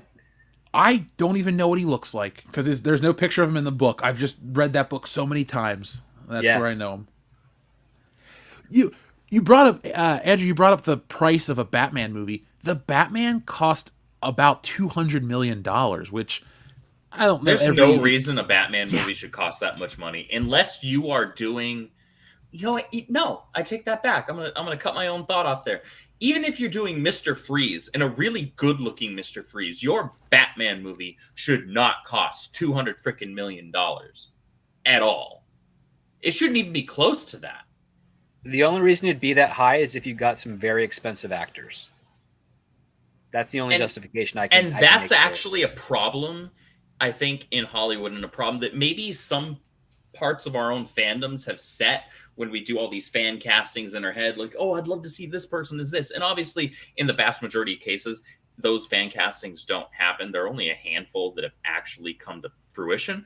For the most part, they've come to fruition very well. But I will say they focus a little too much on that, and you can get there's so many actors and actresses, or really like aspiring actors and actresses, that could both look the part and probably act the part very well, or at the very least grow into the part very organically. And you don't need to have this thought in your mind like, oh, well, who would you fan cast as this? No, I don't fucking care. I just want the character. I don't give a crap about having this A-list celebrity play this character. I just want to see a live action version of the character. So whether it's an A-lister that's been in the business for 35 years, or somebody that it's their second gig and their first one was as an extra, but they just happened to kill the audition, I don't care. I just want live action Batman. I just want live action Flash. I want live action Spidey. Well said. I agree with that. Yeah, I'm on board. I'm here for the character. Like, it's like when they say, "Oh, we wanted to really make our version of the character." I don't give a fuck about your version of the character. I want the character. Exactly. You can take your Batman or your Superman and you can shove it up your ass sideways after being shined up real freaking nice, because I just want the character. Sorry. No, don't apologize. I feel the same way. I want these characters too. I don't like when they get changed for stupid reasons. Bastardized is a nice word to say. Yeah. Accurate. I want a I just Bruce like the Wayne that's character. not so depressed that his parents have died because he's matured enough to accept that fate and decided I'm not a victim and I'm not tortured by this. I'm actually going to do something to make sure this doesn't happen to anyone else again. And I'm I want a not this Bruce Wayne cold, that doesn't heartless, look like he's the obsessive lead guy. singer of Green Day. Yeah. Or Nirvana or anything of that nature. Yeah, it's just I just want someone with the heart of Adam West, but not the comedy. You Right. know, Not the that type of campiness. thing would be because that's kind of what like, Kevin Conroy was kind of doing in the earlier stages of Batman the Animated Series before Batman Beyond, and he became crazy obsessive Frank Miller take Batman. Is that like he's kind of comfortable in his skin to a degree, and he cares more about solving the problems at hand in Gotham, and he's not so obsessed about the mission because he's trying to reconcile a little bit of the life. Because I mean, Batman is the type of character who's smart enough to realize if I let this creature, this tool that I've created to help save Gotham take over, I lose my soul. And his soul is the one thing that's driving the whole reason why he's doing this. And I think once you can understand that aspect about Batman and get that across, you can have fun with all the great stories. Like I really like a lot of the Len Wein stuff from the late '60s and early '70s of Batman. I like the fact that he's got like the penthouse in downtown Gotham, but he's also got his Batcave back at home. I like that he's kind of using his Bruce Wayne wealth to get information, but also posing as like Matches Malone and other guys on the street just to gather information. I like the fact that he's more of a detective and he's not just some sort of blunt instrument that's just roaming the streets of Gotham beating up criminals Well, because that's the thing. he would He's the learn. world's greatest detective. Yeah, because he would learn quickly. He's like, oh, I can beat up a criminal that's on the street randomly, but I'm not solving the problem. I mean, I'm helping that person that's probably going to be attacked right here, but I need to find out why this guy is doing this and if he's doing it at the request of someone higher up, or work your way back, or find a mystery that the police are really baffled by, because he should be more like a support system and then a free agent at the same time than just a guy that just goes on patrol every night with no recovery time. I think he'd be more strategic about it. I think he'd figure out, okay, these are the peak days of the week that there's crime. I'm going to subvert them and make a name for myself. And then I'm going to slowly kind of manipulate the criminals to operate on certain days of the week so that I can always just kind of whittle them down to almost have no presence in the city over several years. And at the same time, usurp the corruption within the Gotham Police Department so that, the criminals don't get a chance to grow or fill in the gaps that are taken out by Batman and Gordon and whatnot. Like Well, he'd it's something have you'd this expect out of calculated. an individual with genius level intelligence. And the other part too is Batman is the son of a doctor, and we don't really have much history with regards to Martha Wayne with other than being a socialite. I like to think of her in my head that she was probably like a public defender and attorney. So you have the law and doctor aspect of it, and he would be then, okay, I'm going to surgically attack these issues of crime, like a doctor would. Just localize it, cut it out, suture up the wound, move on. And I think that would be like the best of both worlds of his parental influence from what he got from being either an 8 to 10 when his parents died, and going that way and becoming his own man as a result of that. Like those are the type of fun things that I like to do. Kind of like when you have the Kents where you got Martha's very compassionate and Jonathan's very wise, and you get that in Superman. He's a wise, compassionate man, and that's what's super about him. His powers are just adding onto those perspectives and those points of view that he has. Well, yeah, I mean, you don't get Superman without Martha and John Kent. Oh, exactly. You get a Just tyrant follow. if you don't have Jonathan and Martha Kent. Actually, something style. I'm really circling it back around, I guess, is this whole idea that we've got James Gunn now helming as a creative for DC, when we associate him with Marvel because he made the Guardians of the Galaxy a household name, and I will give him that credit where it's due when it comes to that. And so when Jeff, I was telling you this earlier, when you asked me if I had heard about that, because I think you messaged it to me like, I don't know, maybe an hour or two after the news had dropped. I was like, no, I hadn't heard that yet. And I read up on it and I was like, really? I'm kind of torn on this. I have mixed feelings because on the one end of the spectrum, I've got Guardians of the Galaxy 1 and 2. This guy managed to take D-listers or C-listers at best and make them household names. Like very strongly grossing household names when it comes to film. And some lovable characters in terms of the casting as well. On the other hand, we've got James Gunn's Suicide Squad. Now, however you feel about Ayer's Suicide Squad, because I've had a lot of people say, well, it's better than Ayer's. I don't give a shit if it's better than Ayer's. They're still both shit. I didn't have fun really with either of them outside of I really like Margot Robbie as Harley Quinn, and that's really more of a credit to Margot Robbie than anything. Because, so if he's head of creative, I've got two opposing ends of the spectrum to which to draw something to set precedent for. Because I've got the Guardians, which is like, okay, yeah, he did something really good with these, really strong. It felt on point. It felt like it was in line with the characters, for the most part at least. And it translated well onto screen. And obviously, audiences agreed. On the other end, I've got something that just felt out of touch and out of place. Because you can do, and I said this to you earlier, Jeff, that if you're going to do a violent DC film, Suicide Squad's probably the place to do it. But it doesn't need to be a gore porn flick. And therefore, it, at least to that degree, and I know there are people that disagree with that, to that degree, it took me out of the film. So I want to know if I'm getting James Gunn that's paying attention or James Gunn that's jerking off to gore. For lack of a better term. Well, because that's what that movie felt like. Well, he turned down directing Superman, so we know that he's responsible enough not to have his ego do anything he wants. Oh, that's good. But I will say this.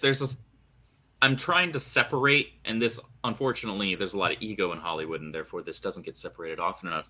I'm trying to separate director from writer. Because I would trust somebody like, I know this is a dirty word, J.J. Abrams, or somebody like, this is a dirty word for me ordinarily, Zack Snyder, to direct, because they have a very keen visual eye for great cinematography, or something that's flashy, something that's fun, at least in certain aspects, and can make something look really good on a large screen. But they might not be the best person to write something, because it seems like every director fancies himself a writer and vice versa these days. And that I don't see why you feel like you have to be both. You don't have to be both. Get somebody that's great with the visuals, great with the camera, and then get somebody that's great with the writing, with the characters, and pair them together. Because I would trust J.J. Abrams as a director, strictly, no creative input in terms of the writing, to do a phenomenal superhero film. Maybe tone back the lens flare a little bit, but like, because I don't need that every 15 seconds. Okay, maybe let's push to maybe every 35. Okay, can we do that, please? All right, let's just work with me. Meet me in the middle. All right, maybe 25. But he has a great eye for visuals, and so you can pair that with somebody that actually understands the characters, and then you have a film that not only reads well but looks great. But unfortunately, every director thinks there's a writer. They're a writer as well these days, and they're not. No, they're not. I mean, even look at somebody like Rian Johnson, who if there's a dirty word in this space, that's him. Fucking guy. This guy, he operates well in his own little sandbox, but you put him in a pre-established franchise, and he's a nuclear bomb, and not in a good way. But he's got a good visual eye. He's got a good eye for visuals. If there's any positive you can say about The Last Jedi, it's that it looks pretty, right? That's about it. I mean, that's the nicest thing I can get. The nicest compliment I will give the movie is like, it looks nice at times. It's the only compliment I could imagine giving it at all. But that thing where, conflating being both a writer and director is the issue. So obviously, like, he ended up being cancer for the franchise, as we all are well aware of. Okay, so with all of these things in mind, like, what is gonna be the direction that DC takes? Because they got like four different universes going right now on film. Like, they got the Joker world, they got the Batman world. I guess they got way more than 4 on screen, because Wonder Woman, the Suicide Squad, the Justice League, Black Adam, Man of Steel, those all share the original DCEU, correct? They're all part of that world? Well, the part of Snyder's things, the DCEU was coined by a journalist making fun of the fact that DC doesn't have a cinematic universe. But Okay. yeah, those are there because there is no DCEU in Warner Brothers. Whenever I would leave like the studio area in Burbank and hear people talk about it, and then you bring it back to them like, what the heck's the DCEU? What does the E stand for? We don't know. Expanding, extended from what? We just started. Like that's the logic that they had there. But Aquaman, I think, was the first stray away from the Snyder take because they gave Mira her parents, and I think in Snyder's version she was orphaned. Oh, okay. I didn't even realize that was a thing. But yeah, they've got Black Adam, feels like it's its own little thing as well. But yeah, we have you've got the first three, or you got Batman v Superman, Man of Steel, and then Zack Snyder's Justice League, which is like one. You've got the Joss Whedon Justice League, which is like another. And I guess you can kind of Wonder Woman and Wonder Woman 84 can go into one of those two, I guess. Then you got Suicide Squad, which is a mockery of what Zack Snyder was trying to do, as was Peacemaker's show. And oddly enough, both of them have, both the Suicide Squad and the Peacemaker show have the exact same villain plot, but done entertainingly to various degrees. Like that's what we've seen with the fan reception. Like Peacemaker outperformed and outtrended on social media anything Marvel and Disney was doing during that time, which is probably why Warner Brothers was so keen on holding on to James Gunn and giving him this position. And then you've got the upcoming Flash, you have the upcoming Blue Beetle, you have the upcoming Aquaman and the upcoming Shazam, and all of those feel like they might be weird offsets of the core foundation. But until those movies hit theaters and perform at the box office, that is all the stuff that Walter Hamada was involved in greenlighting and letting go. Like Zaslav hasn't really picked what he's going to do or how he's going to take this franchise yet, and I don't think he's going to make that decision until he starts seeing what patterns are successful and what aren't with the next slate of movies. So Black Adam did okay, the 67 million opening weekend, best for the Rock-led film, poor on general metrics, but it might have legs, so because there's not much competition for the next couple of weeks. So if this weekend does quite well, they might say, okay, we're a bit closer in tone and audience synergy to go in this direction. So they'll take the information, the data from that, and they'll reapply it to their Flash reshoots. And if that ends up going well, they'll then take the successes from that and reapply it to their Aquaman reshoots. And Blue Beetle, I think, is the safest one because it's had the least hands involved with that. So that might be a good and welcome change for DC. And we'll just see what happens with the Shazam Fury of the Gods, because I think that's pretty much wrapped, and I don't think they're doing any reshoots on that anytime soon. Everything I'm seeing about Zaslav so far, and I want to make something clear here, because there are some people that are thinking, well, this is the end of woke content in DC, because Zaslav's, cutting all of these projects, cutting all of these departments and shows and stuff like that. It's not about that. Zaslav is a numbers guy. If something makes money, it makes sense. And thankfully, the happy coincidence here is that with the woke stuff, it's a case of the trash taking itself out in most cases, because most people most normal people don't care about that and don't want it. And the people that do claim to care about it don't have the money to spend on it because they're busy eating their cat's food and not even Friskies. So it's not even like the good shit, right? So I don't actually see Blue Beetle being something that would be a focus, because Zaslav has stated very, very explicitly that he sees himself, or rather sees the studio, as caretakers of this IP. And that's something that's encouraging, because I can't remember the last time a large company said anything remotely like that. Shit, DC and Marvel on their publishing side don't consider themselves that. They certainly don't act like they do. So what that tells me, and maybe this is me reading into it, but that tells me he wants to actually leverage the powerhouses within the DC IP. And we have some we actually have some evidence for that with them bringing Henry Cavill back in. Something that Dwayne Johnson actually fought for. I will add, because they kept we call him The Rock on this channel, sir. Okay, I'm totally fine with that. The Rock fought for bringing back Henry Cavill, which I think is a boon and a plus. But the old guard at Warner Brothers Studios was against that.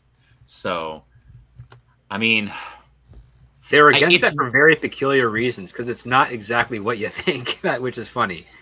They're against that for two reasons. The first is that the character that he played, that they put Superman onto, did not track well with audiences. And the second part being is that female empowerment was more important. So they said, well, we can't have Cavill be Superman if we want to go in the direction of Supergirl. And that was, and then they canceled Supergirl and canceled Batgirl. Pretty much, yeah. And so, like, but they had that stigma for about 5 years, because they basically said, we did this 3 times with him in Man of Steel, Batman v Superman, and Justice League. We struck out all 3 times. I'm sorry, the metrics are saying he's not doing it. Like, they're not looking at the right metrics. Like, they weren't looking at the right metrics. They like the actor, but they're not writing him as the character he wants to play. Correct. Well, they're not writing him as the character. And then the other side is like, well, then I guess we'll just go with the female stuff, because women are powerful. Look at Terminator Dark Fate. Look at Charlie's Angels. It's like, no, that's a very arrogant and ignorant approach to things. It's you got to figure out, oh, if this isn't working, but people still like the actor, obviously it's not the actor's problem. It's the way we're using the actor. Nothing would make me happier. Kara Zor-El, Supergirl, is one of my all-time favorite DC characters. I have enough statues and figures to speak and be a testament to that.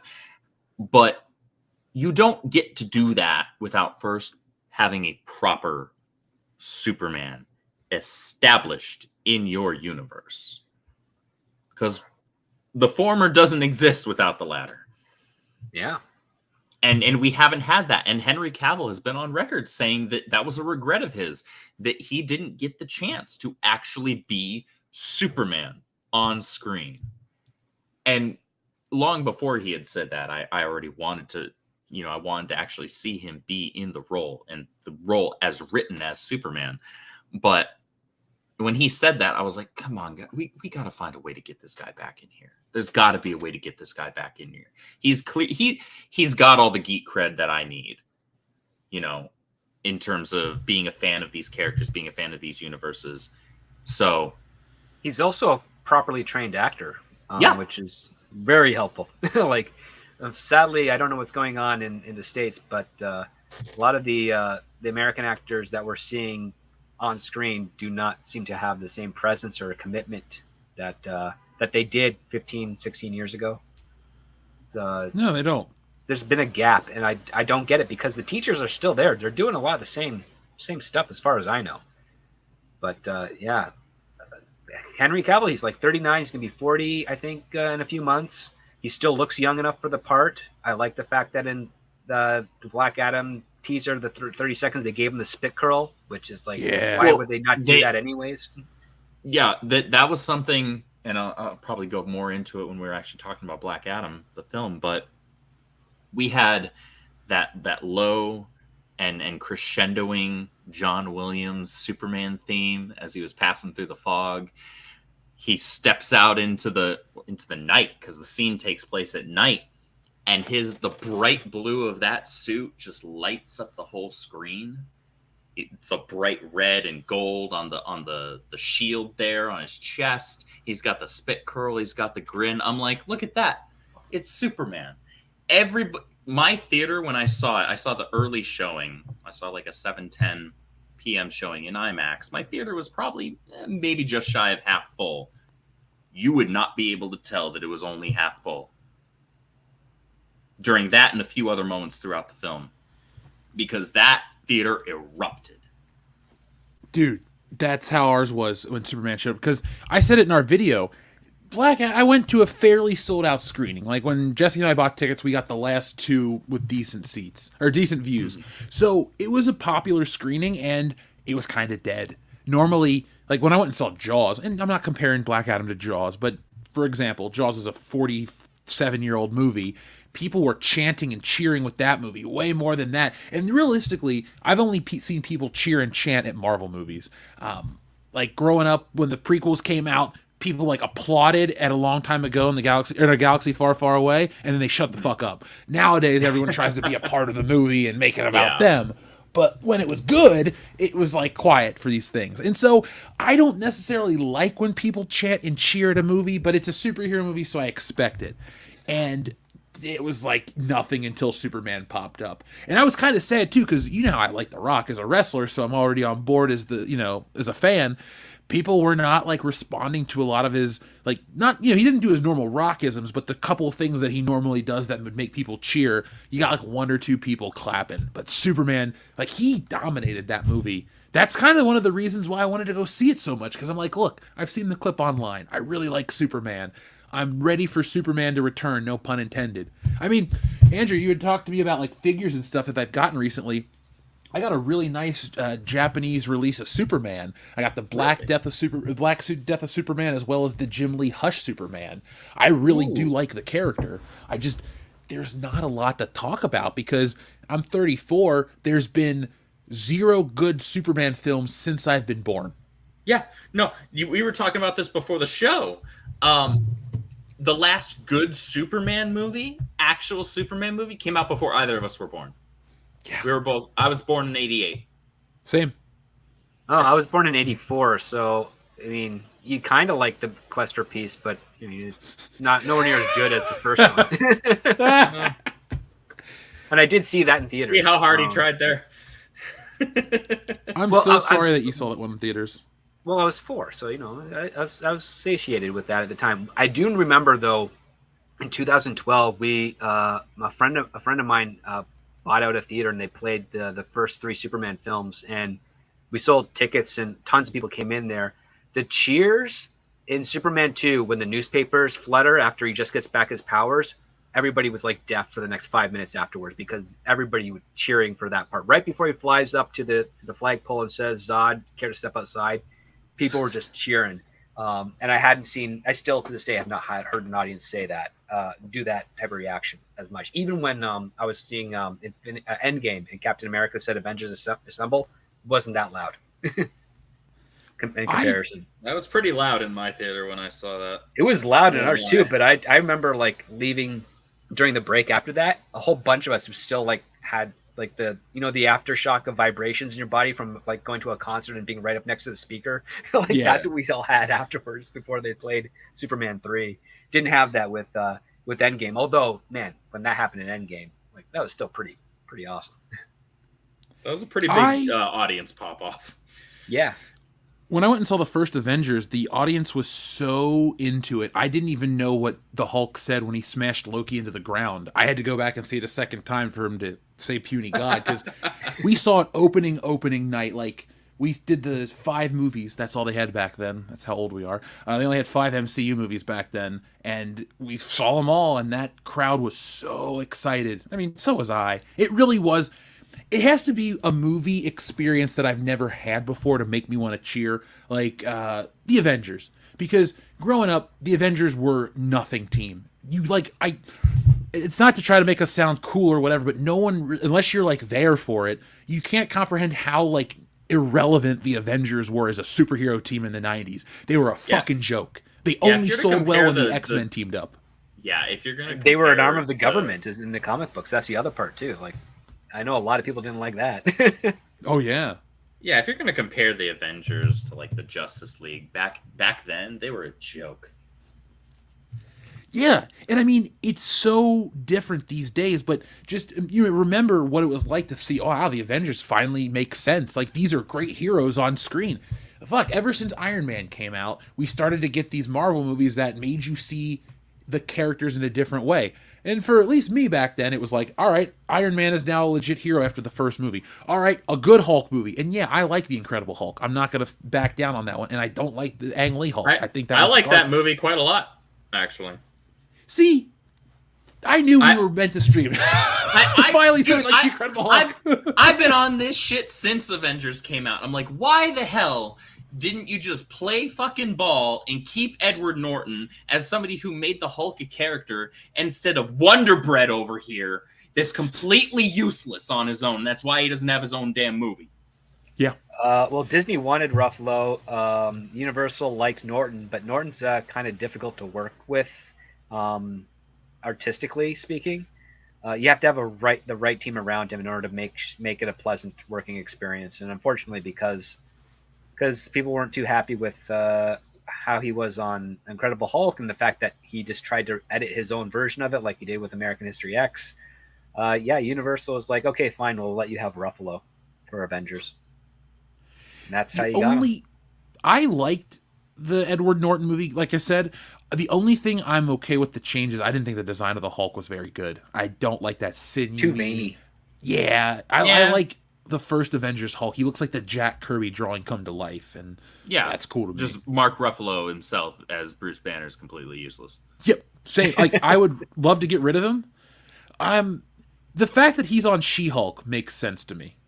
Like, oh yeah, you belong on a freaking Dollar General version of this character's show. That works for me.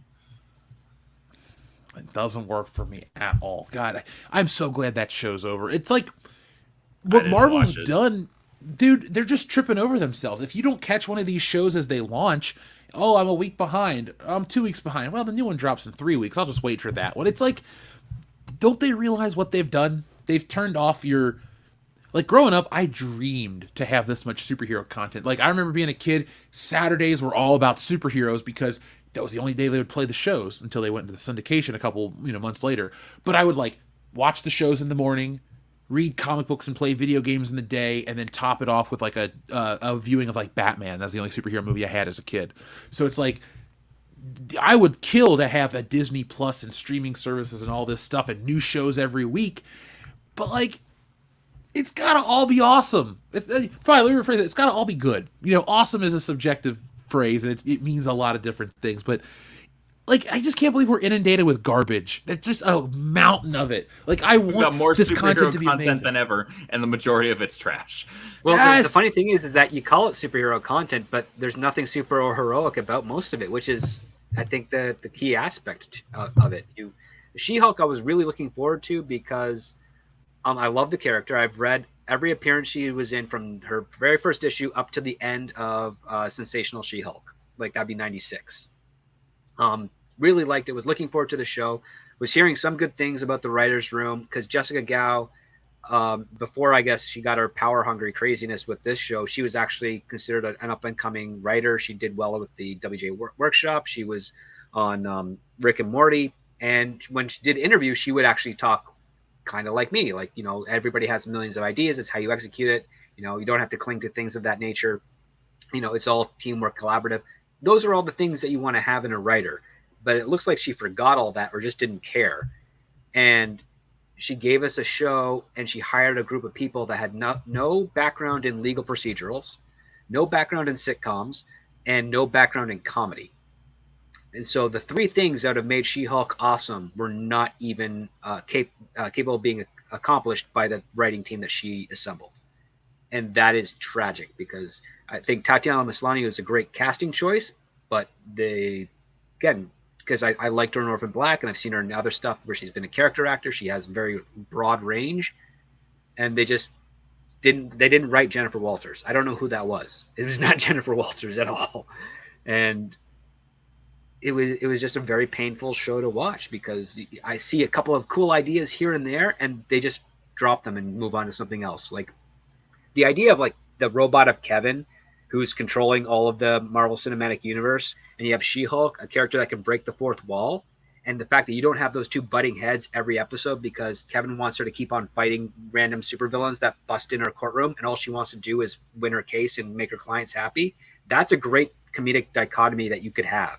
And they didn't even use it at all. They never came up. That thought never came into their head, and it's just completely a sign of them being very poor writers and very lucky that they got the job that they had. It just everything I would see about the show was about trying to make it a sex positive show for the family is how they phrase it now. Like, it's okay to have one night stands. Well, I mean, she had 2 one-night stands, and she dated one guy that was really just after her blood. So it's I like okay, Spider-Man is my favorite superhero by a fucking country mile. Love the character. I even like the books where it's just about the personal character stuff and there's very little Spider-Man action. But I don't need to know certain things about Spider-Man, and I don't need to know about his banging history or this or that with Mary Jane. It's like, it's enough to know they have a girlfriend or they date or this or that. You can imply it. I don't need it to be buttoned up conservative, clutching your pearls, but I also don't need to see it going in. Like, these shows should be, like, for me, I would want these shows to, like, if you got to deal with the dating stuff, don't go into, like, like, I just don't find that interesting with fictional characters. And I don't, it's like, it turns the superheroes into normal people, and I don't want to watch them do normal things because I can go have those experiences on TV. So why not just the go out and do CW it ruined instead of watching everything. them? The CW reduced superheroes to feelings in hallways. Oh God, yeah. I mean, Because that's what they that's how they treat literally everything. That's Miles Miller and Alfred Goff doing that by accident to a degree. But I mean, Jeff, you mentioned you don't want to see Spider-Man with his girlfriends. Have you ever read the Spider-Man comic where he goes to Montreal, Canada, and is fighting the Green Goblin on the Expos during the Expos game? And in the opening pages of that, he's swinging through Montreal, and he enters his hotel room, and Mary Jane's there, and she's backlit in a silhouette, but her robe is open, and you can't see anything. She's like, "Thank you're here, Spider-Man," and then they start kissing, and then he just webs the lampshade the lamp to turn off, and it's completely implied that they're bumping uglies like right then and there. And this is like a 1994 comic or something of that nature. And I'm thinking like, yeah, Marvel has done this before, but they never went to they never addressed it. They would lead up to it kind of in a soap opera romantic thing, but it was the after talk that was never really discussed. Like, the afterglow and the gushing over the fact that, you got laid or what have you. I don't remember that being a thing in Marvel Comics or even in some Marvel stuff, aside from, say, Netflix's Luke Cage and Jessica Jones, where they literally have graphic sex without nudity in a couple of their episodes. That was so weird.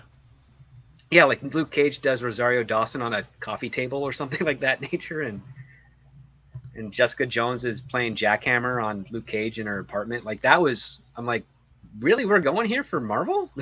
It's a little spicy. And then they dropped that and for 7 years until She-Hulk, in which case you don't actually get intimate in that level, but you get the whole gossipy aspect of smashing and getting laid and afterglow, which it just felt immature, and not in the comedic side of type of immature, but just like childish immature. Yeah, it doesn't. I think it has to be character dependent. For example, when you mentioned the Netflix characters like Luke Cage and Jessica Jones, I was okay with that. I understand Luke Cage debuted in what? Amazing Spider-Man 130? Shit, I don't remember the exact number, but I know he starts out, after the Green Goblin gets killed, there's a shadowy villain or character in the background. It turns out to be Luke Cage. So he appears very early, and I know the character means a lot for people in a different way. But also, some of these characters live in the Marvel Max world, where I'm okay with that. Spider-Man is not a Marvel Max character. She-Hulk is not a Marvel Max character, to my best of my knowledge. And anyone that's really tied into the main brand, like, there's She-Hulk and the Hulk. Like, for example, I wouldn't want to watch any superhero get plowed, but like Batgirl would be even weirder since she's closer to Batman, which is like the prime character. Did you watch the animated Killing Joke film? In theaters, I saw it. Oh, I am so sorry. They took a gag from the Adam West Batman series and actually carried it out to fruition in that cartoon, which the gag in the Adam West series is Batgirl's like strung up on chains, and Batman takes out his bat file and he slowly starts filing away at the chain, and then he gets faster and faster and faster and faster and faster. And Yvonne Craig is doing like the passion, oh, look, and well, Adam West is giving like the determined thing, and it's clear as day what that's an allegory to. But that's done as a joke. But here they go. Bruce Timm has always had this thing where Batman and Batgirl have to be bumping uglies. And he I guess got his way on that Killing Joke stuff, which they did it, and then they don't even follow through with the repercussions of what that would mean after her traumatic event with the Joker. I mean, why even bring it up at that point? Yeah, why even bring it up? It was unnecessary. I have a weird. I love the Killing Jokes comic, the Killing Joke comic, but I have a weird relationship with it because it's like, as an artist, do I like the original coloring? Do I like this coloring? And then the story, it's only in two different mediums, but like I'm so conflicted by it that I don't know where the story lives anymore. Because I know I should separate the comic from the animation, but I don't. I just kind of think of it as like one overall thing, like The Dark Knight Returns. I thought was a great animated feature to the best Batman comic book. Year one, great cartoon, great book. Like I'm on board with all those, but one bad representation can really just tank a story for me. Don't watch Hush. Hush. Well, I think. Hush is terrible. Worse. But I think the Killing Joke cartoon and for lack of a better for the comic, it should have always remained Elseworld. The fact that DC editorial said, "Yeah, let's keep Barbara Gordon paralyzed," did make, in my opinion, not a positive turn entirely for the rest of the series. I mean, it would have been better if she's like said, "Oh, I'm just going to retire as Batgirl and focus on myself and work on computer stuff as it were." But then again, I think of that. Well, you wouldn't get the Birds of Prey by Chuck Dixon, and I loved that his series, his run on that, like 80 issues, I think, is what he did before he left. Well, Chuck Dixon left a very strong mark and impression on the DC universe. Oh yeah, I love talking with him. Yeah, he's been on our channel once or twice, and I've talked to somebody close to him. We'll probably have him on the channel in the future too, so be on the lookout for that, folks. I love having comic book people on the channel. That's when I geek out the most, because it's like, oh, I read your book 20 years ago 20 times. I always like when you like somebody's book that like no one talks about, and they're like, oh, I remember that one. Yeah, I enjoy it too. Because there's like, not everybody gravitates towards the big iconic title, books. Sometimes they like your Amazing Spider-Man number 271. Like, the random little issues are the nice books too. So I always geek out when I get to have a comic book person on. Andrew, who should we try to get comic book wise on? Like, if you could interview, this is for both you guys, if you could get one comic book creator on, your dream creator, and they have to still be alive, who would it be? Oh, and they have to still be alive? I would say Doug Mensch. Ooh, good choice. I liked Prey, I liked Terror, I liked his Moon Knight stuff. I like The Mask. I'd really love to chat with Peter Tomasi and James Tynion IV. And I'd also love to chat with J. Scott Campbell. Ooh, the artist. Yeah. Because I've got all of his stuff, like as far as like his early Danger Girl stuff. I've got posters of his work. I've got a bunch of signed copies of his work. Like, if I buy a new comic book, I have bought exactly 5 new comic books in the last 2.5, maybe 3 years. Every single one of them was an autographed Campbell cover, straight from his store. Nice. That's it. I follow him on all the social media platforms, and it's fun to watch him draw. It's fun to watch his stuff. All of his Spider-Man covers, the mainstream ones, I have multiple copies of, and a couple of them I have as posters. You know that famous MJ cover that he has, where he, she's sitting on the couch looking behind her as Pete's, out the window, and she's got the cropped tee, she's in the tight jeans, she's holding a cup of coffee. I've got that not only as a big old poster, I've also got a signed comic of that. Ooh, nice. I'm not weird as a collector, but I don't necessarily get my books signed because I'm like, oh, it'll ruin the value or this and that. But now I'm kind of wanting to take some of like my doubles to get signed, because I like to have like an original pristine and then a signed copy. I actually have Stan Lee's autograph on a book, even though I never met the guy. So that's the one autograph I purchased secondhand. I don't regret it. Nice. No, I never got a chance to meet him either. I was in Toronto the same weekend he was, and he, I guess, did something at the CN Tower. And I was trying to get down there in time to do it, but I was stuck on a production set, and nobody would let me go to go see if I could catch it. Sucks. Just shake his hand and be like, him and Kirby were great. I mean, yeah, I've read some of the older stuff, and they are kind of like romance novels type of things. Like, oh, Daredevil's like, oh, I'm in love with Karen, but so is Foggy. I can't tell Foggy. I'm like, okay, that's girl stuff for me as a kid. I don't care. But I mean, he still dug some of the things, like when he's fighting like the Matador and Electro and like all the other villains as it goes on before he gets to Stiltman and all that stuff. Those are fun stories. You don't see that much stuff in current day comics. I mean, I noticed a change in the industry around 2006. That's when I kind of stopped buying comics. The only comics I buy now are the stuff I see friends and people on YouTube promoting, like the Comicsgate stuff, or if you want to call it that, or whatever. And I've been digging them so far. They're great. I got Isom just last week, and gonna check it out over the weekend. Excellent. I'd love to hear what you think.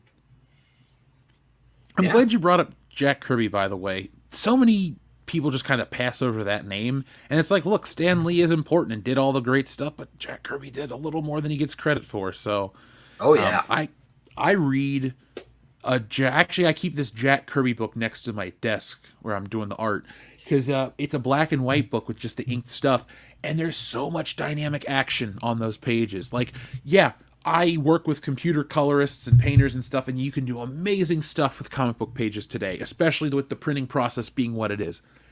But the stuff they created to tell a story with just black lines, that art is dead, sadly, in comics, but it doesn't mean it's dead in terms of when you look at it. Like, it's exciting, it's dynamic. It's got more going on than anything I've picked up in modern books. And I blame Brian Michael Bendis, the guy that wants to stretch out the arc for 6 issues for the trade paperbacks. Like, dude, nothing happens in comic books anymore. Guy who ruined the entire Superman family and Young Justice. Mm-hmm. His Superman's dog shit. And Legion of Superheroes. He managed to fuck up 2 teams, a duo, because Super Sons during the Rebirth era was the best book at DC. Period. There were some really good books, but Super Sons was the best. And he took John Kent and he fucked it all up because he decided to age him up like 10 years. And then he screwed up the entire Superman family on top of that. I've heard him be referred to as Bowel Movement Bendis. Yeah, he is atrocious. He is an example of just because you're a novelist doesn't make you a good comic book writer. No, that's true. There's a very different type of structure that's required for comic books. I'm more of a fan of the traditional. Completely different. I'm more a fan of the traditional. Like, the one issue is either one main story or one like significant aspect of the story. If you're going to do, like, say, a 4 or 5 part or a 6 part arc, like, I'm fine with that. But when you have something that kind of feels like it's ongoing and it's not really part of that arc, you're just kind of wasting everybody's time. Right? Like, there's a pacing in comic books that's a little different than novels and significantly different than film.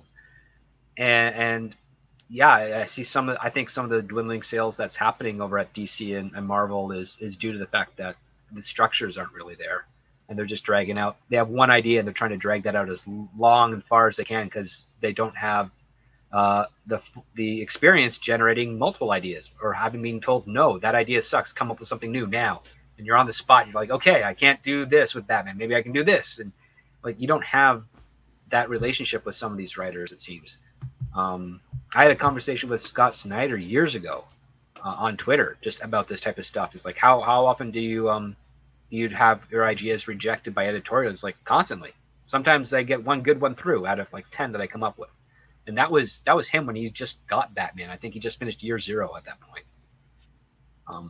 So yeah, like, you have to have that type of stuff. And I'm not the biggest fan of Scott Snyder's writing on Batman, but I have liked some of his other I stuff. think that Scott Snyder's first couple of arcs in New 52 were not only some of the only good books during the New 52 era, but were also some of the best Batman stories that have been written in a while. And that still holds today because a lot of the stuff that's been done since was shit. Tom King had one good arc, and that was the War of Jokes and Riddles. And after that, Batman became an ineffectual puss. And then, James Tynion IV, when he took over after Tom King's run was ended, I think it was like 5 or 10 issues early, because the sales had just slumped so bad for the Batman book. Tinian took over, and his book was actually really good. But unfortunately, like DC and all these other mainstream companies had just gotten to the point where it's like, you know what? It's not good enough that I can justify still giving my money to you. And his book was actually good. I missed all that. I was just going to say randomly, you ever notice comics are the only form where the fans could 100% produce a product as good as the professionals? The only thing that's missing is the license. Yeah. Absolutely. Like there's literally no, you could take, I could get you a team together. We could create a Superman book that would be as good as, look as professional as whatever, feel as professional as whatever, and have a much better story. It's just so bizarre that they hire ridiculously stupid people to do all this and ruin our characters. Well, I tried applying for DC, and I actually got to pitch a cool story arc regarding Alfred to Jim Lee. But when he found out I was a Canadian citizen, I didn't have my U.S. residency, he's like, we don't have an avenue for you. It's like, we liked your story, but you got to be this. And I'm like, why? It's like, parent company Warner Brothers doesn't want to worry about work visas and all that other stuff, or there's only so many they have, and they're from various other parts of productions. And I'm like, son of a gun. I'm like, the way that my work schedule works out, I'm only in the United States maybe 5.5 months out of the year, and I need to be at minimum 6. And it's hard to nap those jobs, because sometimes if you get on a show or you do a production, they take you to wherever you're shooting that production, and that's not always in the United States. And so you're back in Canada, or you're going to Australia, or in UK, and that's where you are. And it's harder to do that stuff. So that really bummed me out. But Jim Lee was a nice guy when I spoke with him. He was pretty cool. That makes me happy, because he's one of my favorites. I just wish he had a better work ethic. I wish he had a better work ethic with his current position at DC, because it's like, aren't you supposed to be working on a couple of books right now, and you're not? That's so weird to hear you say that the way you did, because like when I think Jim Lee, I think of the workhorse of Image and Marvel, the guy that produced all those trading cards, the guy that, I used to listen to this that went nuts in the 90s. Yeah, that was in the 90s and early aughts, man. It's different now, unfortunately. He burnt himself out, probably.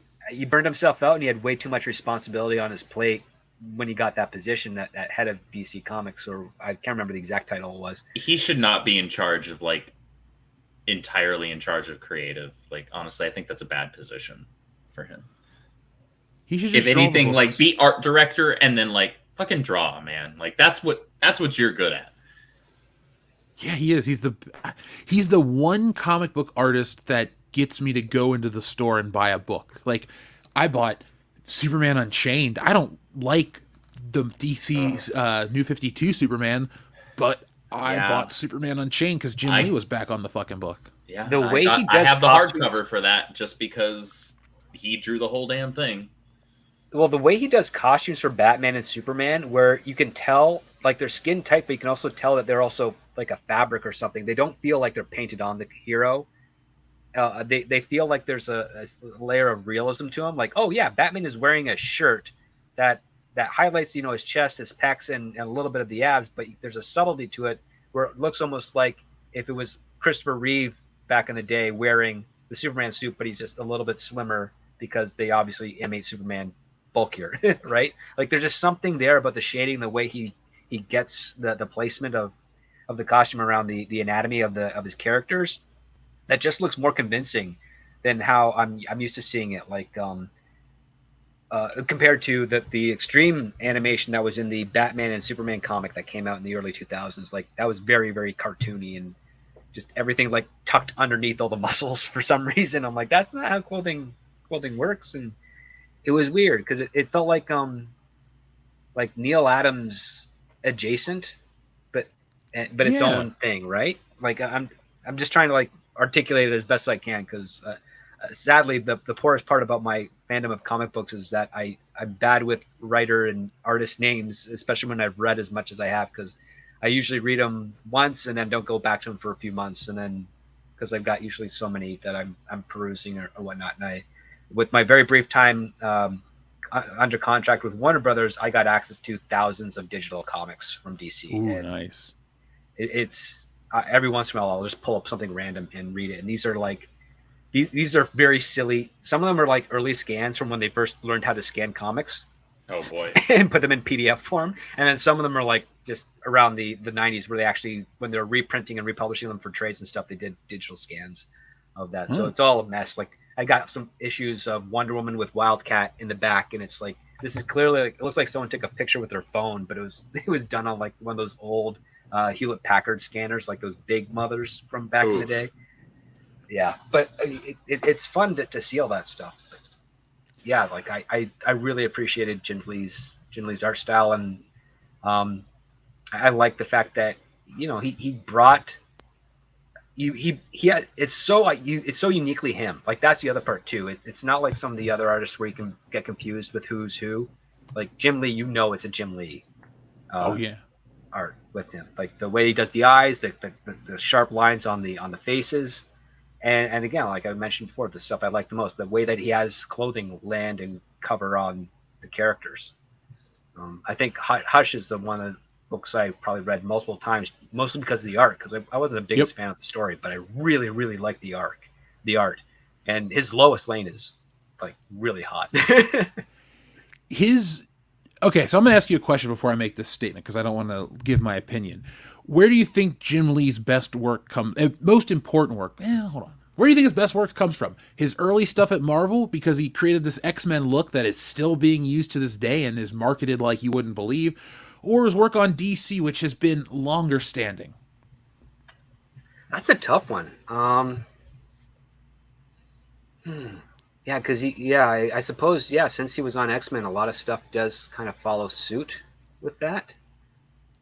I mean, I haven't followed X-Men as much after, like, I've read a couple of the stuff he did in X-Men, but I haven't followed it as much because I wasn't personally big on X-Men stuff. But from my perspective, I'd say he had more impact on DC. Just because I think when he started doing some of those characters, their sales did go up. He had an impact on modern DC, at least for a time, because when New 52 originally launched, the big selling point was he was doing the art for a lot of it. And that boosted the sales there, but ultimately the writing still wasn't there, the characters still weren't there, even if the art was there, and so it wound up falling off. And then they tried refreshing it in the middle of it, and then eventually let Jeff Johns, helm the Rebirth Initiative refresh, which saw them beating Marvel for the first time in decades, and then they decided to be geniuses and move away from that. But I won't go on a rant about that. I would have to say that he, as much as I'm more of a DC guy, though I love Spider-Man, I love X-Men, I love the real Carol Danvers, when like Brian Reed was writing the character. It was an amazing arc. I would say that his largest impact was definitely on the X-Men in the 90s. I'll defer to you because I only read a handful of issues of X-Men back in that. If somebody even mentions or breathes the name of the X-Men, I immediately see his designs in my head. Yeah. Well, I know this is a cheap cop-out, but I always go to the X-Men answer as well because his designs were so impactful. Quickly, they adapted him right for that cartoon that was coming out. His designs are forever. It's not like... Here's how this works, folks. Like, Steve Ditko designed the Spider-Man suit. Romita took over, made a few changes, and the suit has pretty much stayed the same. When Spider-Man got adapted into a cartoon, he kind of had his generic look. When the X-Men first debuted in a cartoon, they had their John Byrne look, they had their whatever look, but, like, Jim Lee had come in and taken, like, a decades-old designs of the X-Men, and over the course of, I think it's just X-Men #1 is when they all debuted the look, but like in one book, every character changes into that iconic look. It gets picked up for the cartoon, the toys. It's still like, go to Hasbro's website. What do they have out right now? VHS figures based on the old cartoon, based on Jim Lee designs. Gambit, I'm pretty sure Jim Lee created Gambit. That Cyclops look with all the straps, that's him. All of these iconic looks come from him, and nobody else's version actually lands anymore. That's why I jumped for the X-Men thing, because not only did he change the X-Men's design, no one else could match that, and no one else has done a good job since. Yeah, they've redesigned the X-Men. Yeah, they've had great writers. Yeah, they've had good stories, but nobody, like literally nobody, has had that much of an impact where they stopped the character's design progression because it was like done so well. Mm-hmm. You've had guys like Greg Capullo come in on Batman and reinvent the character for a lot of different people. You've had a handful of really good Superman artists come in and touch the character. But the stuff Jim Lee brings to those characters, I would say, is nowhere near as important as the stuff he brought to the X-Men. Is he my favorite Batman artist? He's up there. Is he my favorite Superman artist? He's up there. Like, he doesn't draw anything bad. Like, his art's the best. No, it's true. Even if the book is really bad, cough, yeah. All-Star Batman and Robin, cough. Same. I mean, I bought the books. I have everyone. Why? Because of Jim Lee's artwork. I own the book because of his art. Yeah, exactly. That's the Frank story Miller that never was ended. on some other shit when he was writing that book, but well, he's an alcoholic, and gorgeous. I hope he gets proper recovery and stuff like that, because it's not no way to live. No. I love Frank Miller's work. I hope everything works out the best for him. And, Andrew, to show you what I mean about loving Jim Lee, I got this giant fucking book. All right? I think this is the close to the size that Tits and Art's going to be, folks. But look, if you can see closely, this is nothing but black and white Jim Lee artwork. And that's amazing. When it comes to, like, comic books and art books, I do buy stuff, but I also like to get stuff on a deal. I had to buy this thing the first day it came out because it's Jim Lee's artwork. I fucking love the guy's stuff. So, folks, maybe one day we'll interview him, but I don't know what to talk to him about. You know? Like, I don't know what I would say. Just be like, hey, man, what's up? And ask him a million questions he's already answered before. When you come up with a design, where do you start from? I would just be like, do you realize that your Cyclops has never been topped? Like, it's funny, people talk about the designs of these characters like... Or your Rogue. Talk about paintings. Oh, dude, his Rogue's the best. I don't care that it's not 1990 anymore. She should still have that haircut and that leather jacket. Like, she's stuck and back in the day. Tight uniform. Oh, yeah, that goes... As a kid, I couldn't understand what she was wearing at first, because it's like she's got a jacket and then, like, whatever. And she rarely took off the jacket, so I didn't really think how it fit her body. One piece? As a 6-year-old, I had no idea what the hell she was wearing, but I was good with it. Still am. God, we've been geeking out tonight. This is just called Cape Shit, the animated series. That's tonight's episode. We need to retitle folks. this stream High Council Cape Shit. There we go. We'll get the t-shirts out in 2 weeks. We'll work on that design. Yeah. I know a couple people, or just myself. Now, where were we? I guess, what else do you guys want to say about James Gunn and DC, if anything? I think we've really hit a lot of great DC points, and I don't have anything else to add to you. For me, it's a wait and see, honestly. Like I said, I've got two opposing ends of the spectrum to draw from in terms of my personal opinion and experience with him in this kind of cape shit space with regards to the film adaptations, because the Guardians of the Galaxy films are great, especially the first one. And then you got Suicide Squad, which I personally hated to death. So I think that if he is in charge of the right projects and he doesn't go too crazy with them, I think you could get some really good stuff out of the guy, because we've already gotten some really good stuff out of the guy. This isn't a Rian Johnson Star Wars case. This is we've seen James Gunn do some really great superhero stuff. You know, it's just a matter of whether or not we'll see that moving forward within the realm of DC. I hope that's the case. I would love, with all the garbage that the MCU has been pumping out lately and down our throats, and with Zaslav now coming in and slashing all this stuff at Warner Brothers, I would love nothing more than for DC to come out on top in this, us to get a legitimate Superman film, a legitimate Batman film. Let's have Wonder Woman 3 be like even better than the first film, as opposed to being the dog water that the second film was. Stuff like that. I want to see these films do well. I'd love to see an actual live action Flash, not the psychopath that we currently have. You know, I want to love this stuff. I'm a geek, and I come from comics first and foremost. So I want the live action adaptations to excite me and to be fun. And I think that James Gunn has the potential to bring that. It's whether or not he's tempered enough to actually produce it. Well said. No, Script those are doctor. all fair. Those are all very valid and fair points. I think worst case scenario is that with him involved, DC might just be in a slightly better direction than where they were before, and hopefully he can take the positives that he learned with Marvel and forget the negatives and use that to build a new infrastructure and foundation for these characters. I would love to get a real actor to play Barry Allen. My personal favorite, who I don't think will ever get cast, unfortunately, because it's just kind of too far along, but Lucas Till, who is Havoc in X-Men First Class and who plays MacGyver, he looks and behaves like Barry Allen in MacGyver. And the other part too, which I actually appreciated, is that as an actor, if there's a word he didn't know that he had to say techno-wise as MacGyver, he would actually research and find out what it is so that he could say it in proper context with proper elocution. Yeah. And that's something that, you have to appreciate, because if you're dealing with a character like Barry Allen, who's a CSI, you kind of want to make sure that the actor saying the CSI techno stuff kind of understands what he's saying and why he's saying it.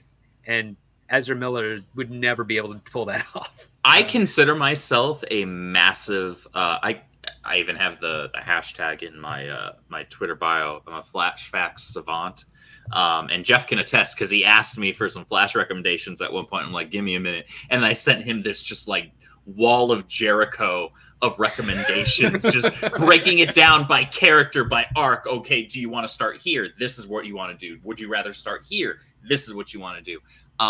I would actually be okay with again, prefacing this with a tempered James Gunn. He could do a really fun Flash film, a really fun. I think specifically, and it. I don't want to say, it pains me to say it. I'm very cautious to say this because there is one character I love more than Peter Parker in all of comic books, and that's Wally West. Because that was the very first comic book character that I ever held in my hands. It was Flash Zero, Beginning of Tomorrow, the very first Flash book that came after the 0 Hour event.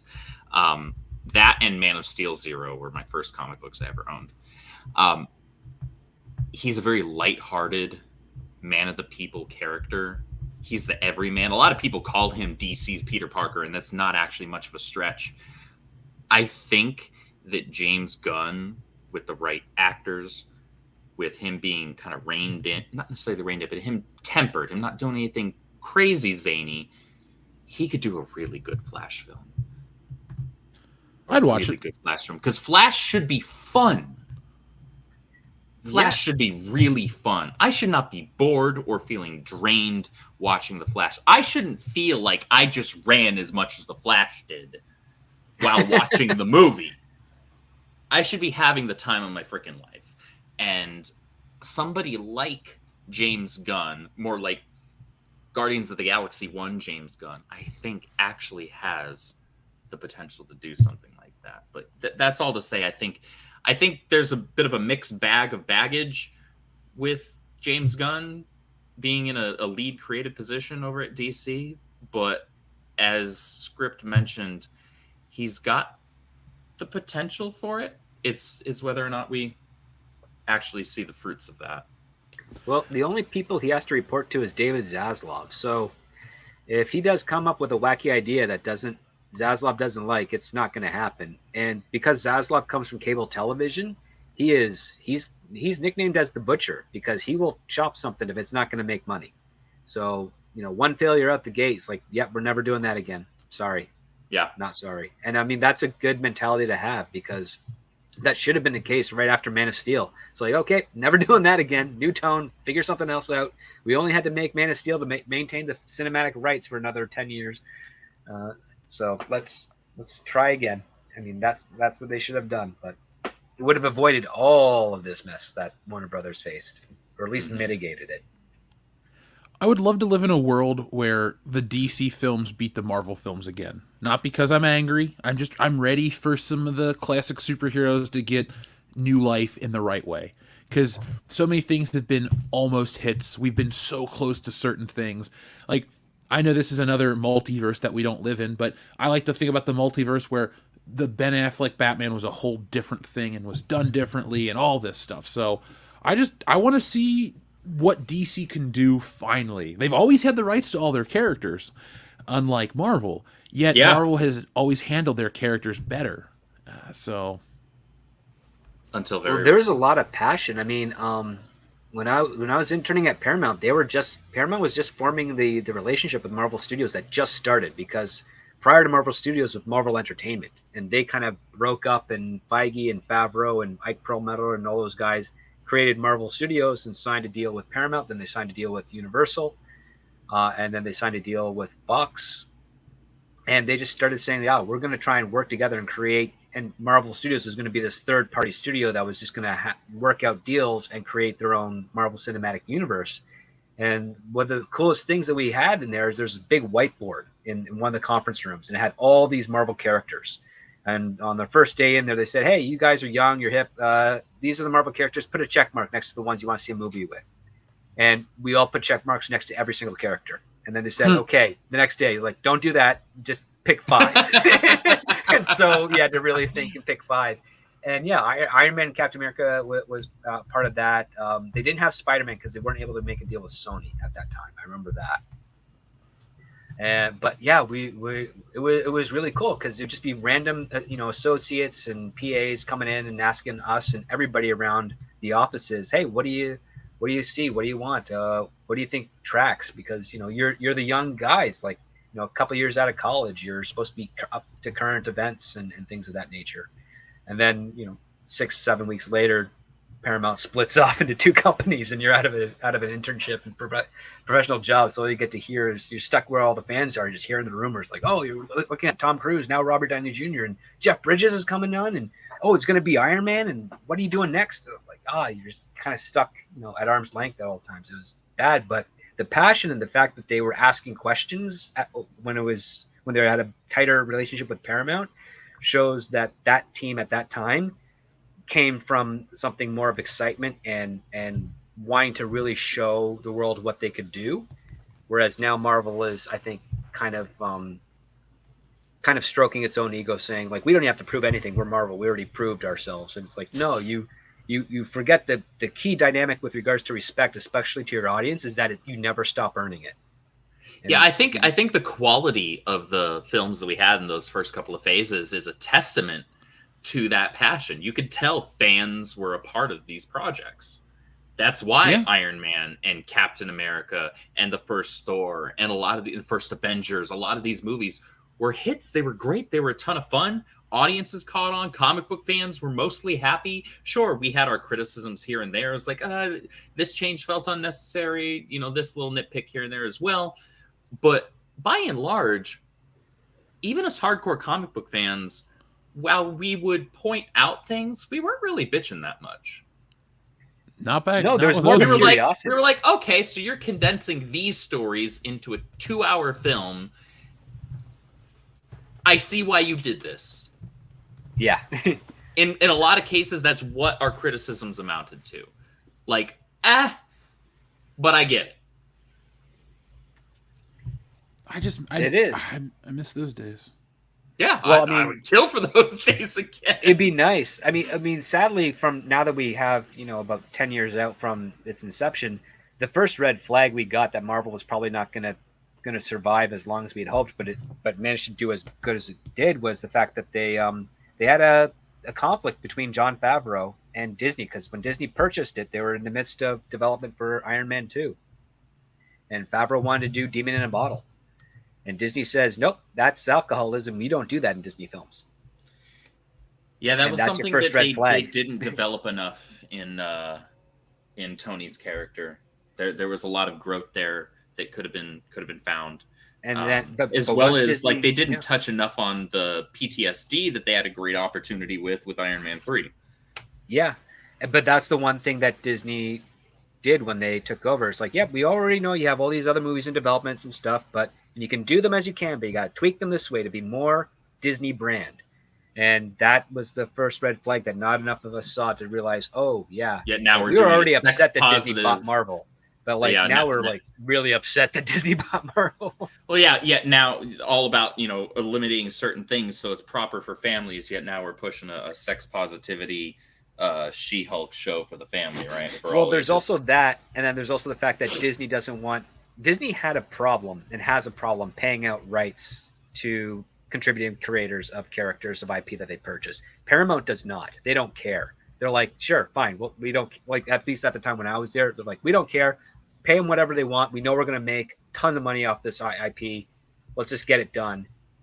I don't think for a second you'd ever have had Riri Williams or Ms. Marvel, Kamala Khan, Ms. Marvel, or any of those other successive characters, not successful, successive characters taking over those roles if Paramount were still had to deal with Marvel Studios and Universal at that time. I don't think for a second they would have that, because there'd been someone ended up being like saying, why are we risking these brand new characters that aren't tracking well in sales when we've got these ones that are doing well, and who cares that we have to pay the creators?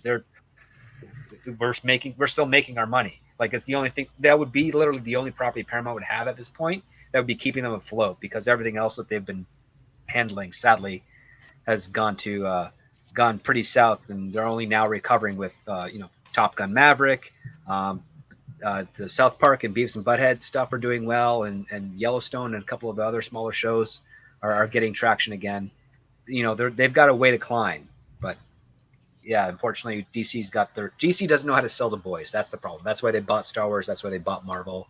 They're hoping that they would just have to do the same model to those guys, to that demographic, and they'd get the toy sales, they'd get the audience. But like a company that is completely dependent on the female market, they didn't know how to approach the male market, and so they started changing the stuff over to girls, and instead of welcoming them in, as opposed, they kind of pushed the other side out. Like, they should have been said, yeah, this can be for girls too, but instead they said no boys allowed, girls here, kind of, in a weird marketing tactic.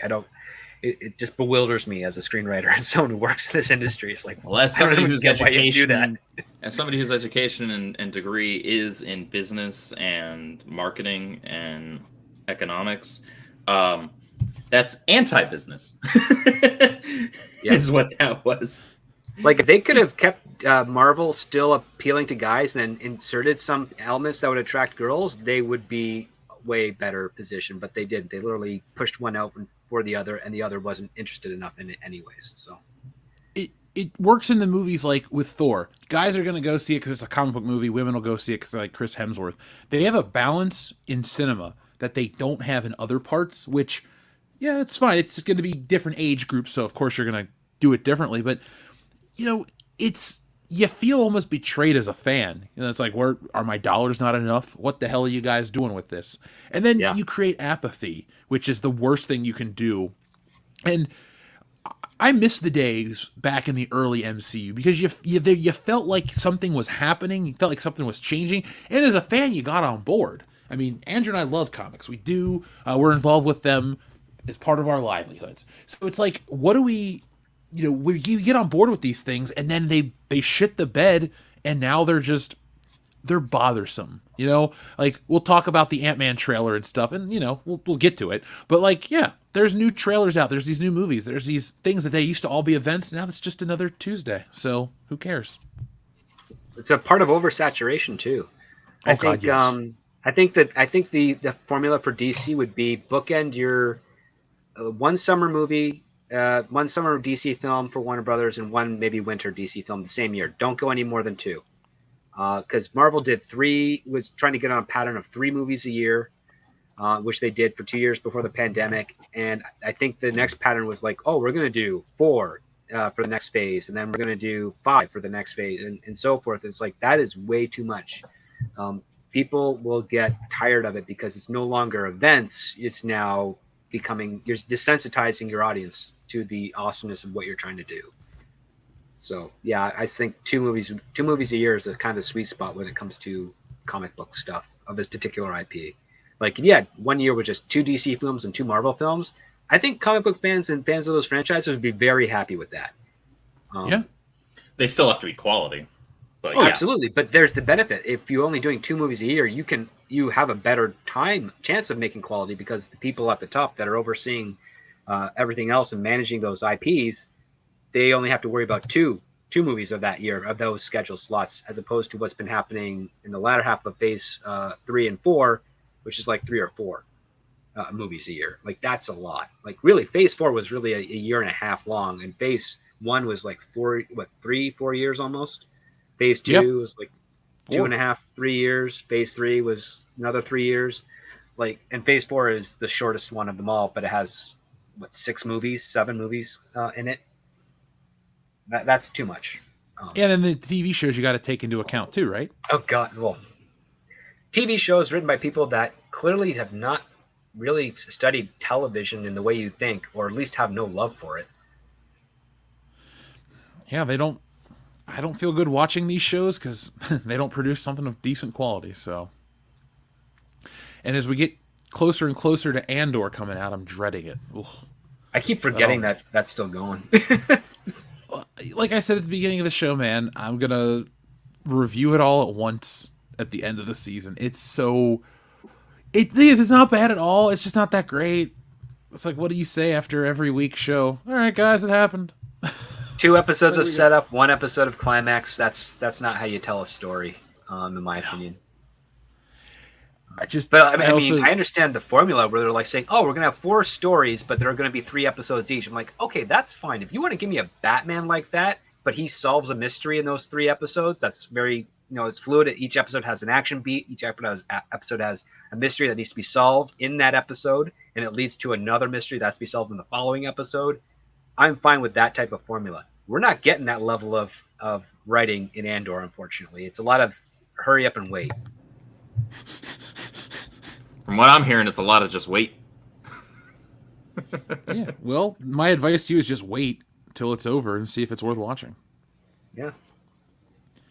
So let's check in with the audience again, and then we'll get on to our last topic because we've had a lot of fun talking about DC stuff today. So, folks, thank you for joining us. Do us a favor, hit that thumbs up button if you haven't yet.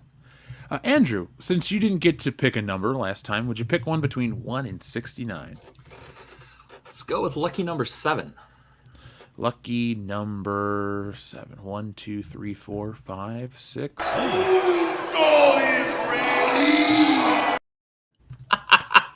That couldn't have been more perfect. You picked the right number, my friend. I got you for 3 minutes. 3 minutes of playtime. Ah, fuck it.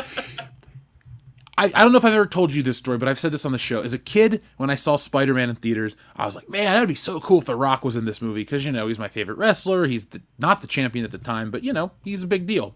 Mm-hmm. As an adult, I am so glad it's Macho Man Randy Savage because, god damn, is he not only is he one of the best ever, he's probably... I'd say The Rock's the best on the mic, but Macho Man is in the conversation for the best. Rock, Macho Man, Ric Flair, it's so great. But nobody... I was going to say top 5, you got Rock, you got Macho Man Randy Savage, you got Ric Flair, you got Chris Jericho. That's my top 4 so far on mic. Who would I round out with number 5?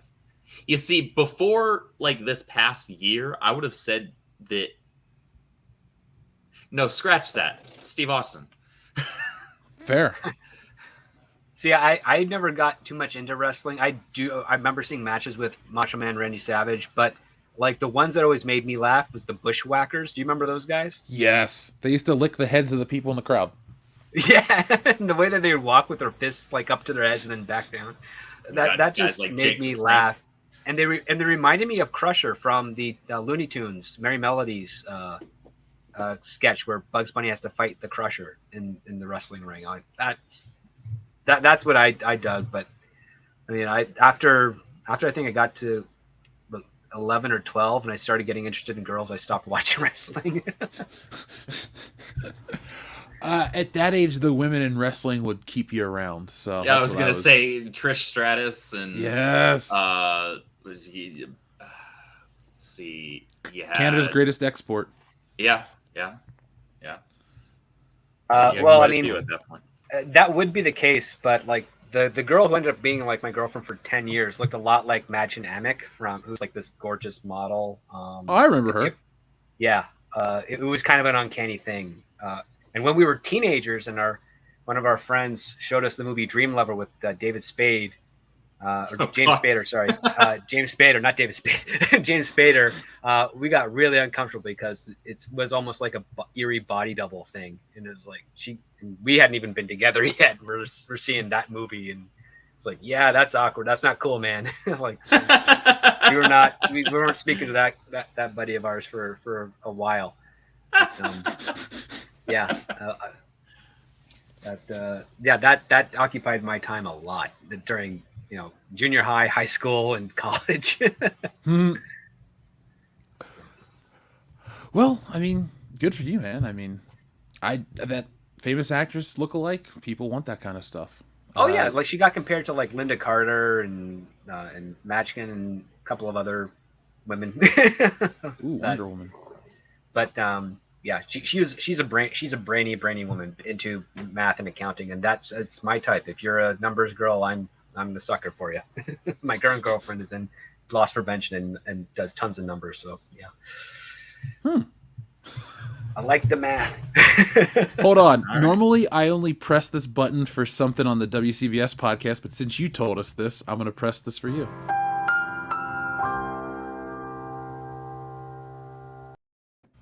I love that. Now, this Perfect. This is a sincere question. Do you like what's her face? The woman that plays Amy Farrah Fowler on the smart one that was Blossom a million years ago. Mayim Bialik? Yeah, do you like her? I'm not, because you said you like the brainy chicks. What do you think about Mayim Bialik? She's smart, but not in the way that I like. All right, there you have it, folks. That's all I need to hear. I mean, I know she has a doctorate in like brain chemistry or biology, it's like whatnot. But I've heard her talk about social issues and interpersonal relationships, and one of the biggest red flags that I have, especially knowing actors and talent in Hollywood, is that she got married and she was in a happy marriage for a while, but as soon as she got back on The Big Bang Theory, she got divorced. And it's like, yeah, I know that type of personality. It's like, that's the person who's like, because I'm doing better financially, I can do better romantically. And wow, I don't appreciate that. I think that's a bad character trait. That's disappointing. Yeah. And then the same is also true when you have like a celebrity that's really at the height of their game, and then as soon as they're done with their show or their movie franchise is over, and then their spouse leaves them, I'm like, okay, I know why you're. I feel sorry for that actor or that person for that. That's unfortunate. It's sad. So, checking in with the audience here. Thank you everyone for joining us tonight. We've had a great crowd. Make sure you hit that thumbs up button. Where were we at now? Oh yeah, Darian217, thank you very much. He says, Darth Kennedy sucks, just like that Joe Rogan Stormtrooper ability to walk down the stairs, please. Oh, I love how you can integrate it into your messages. Because it's like, here I am, I'm reading, I'm talking, and then all of a sudden...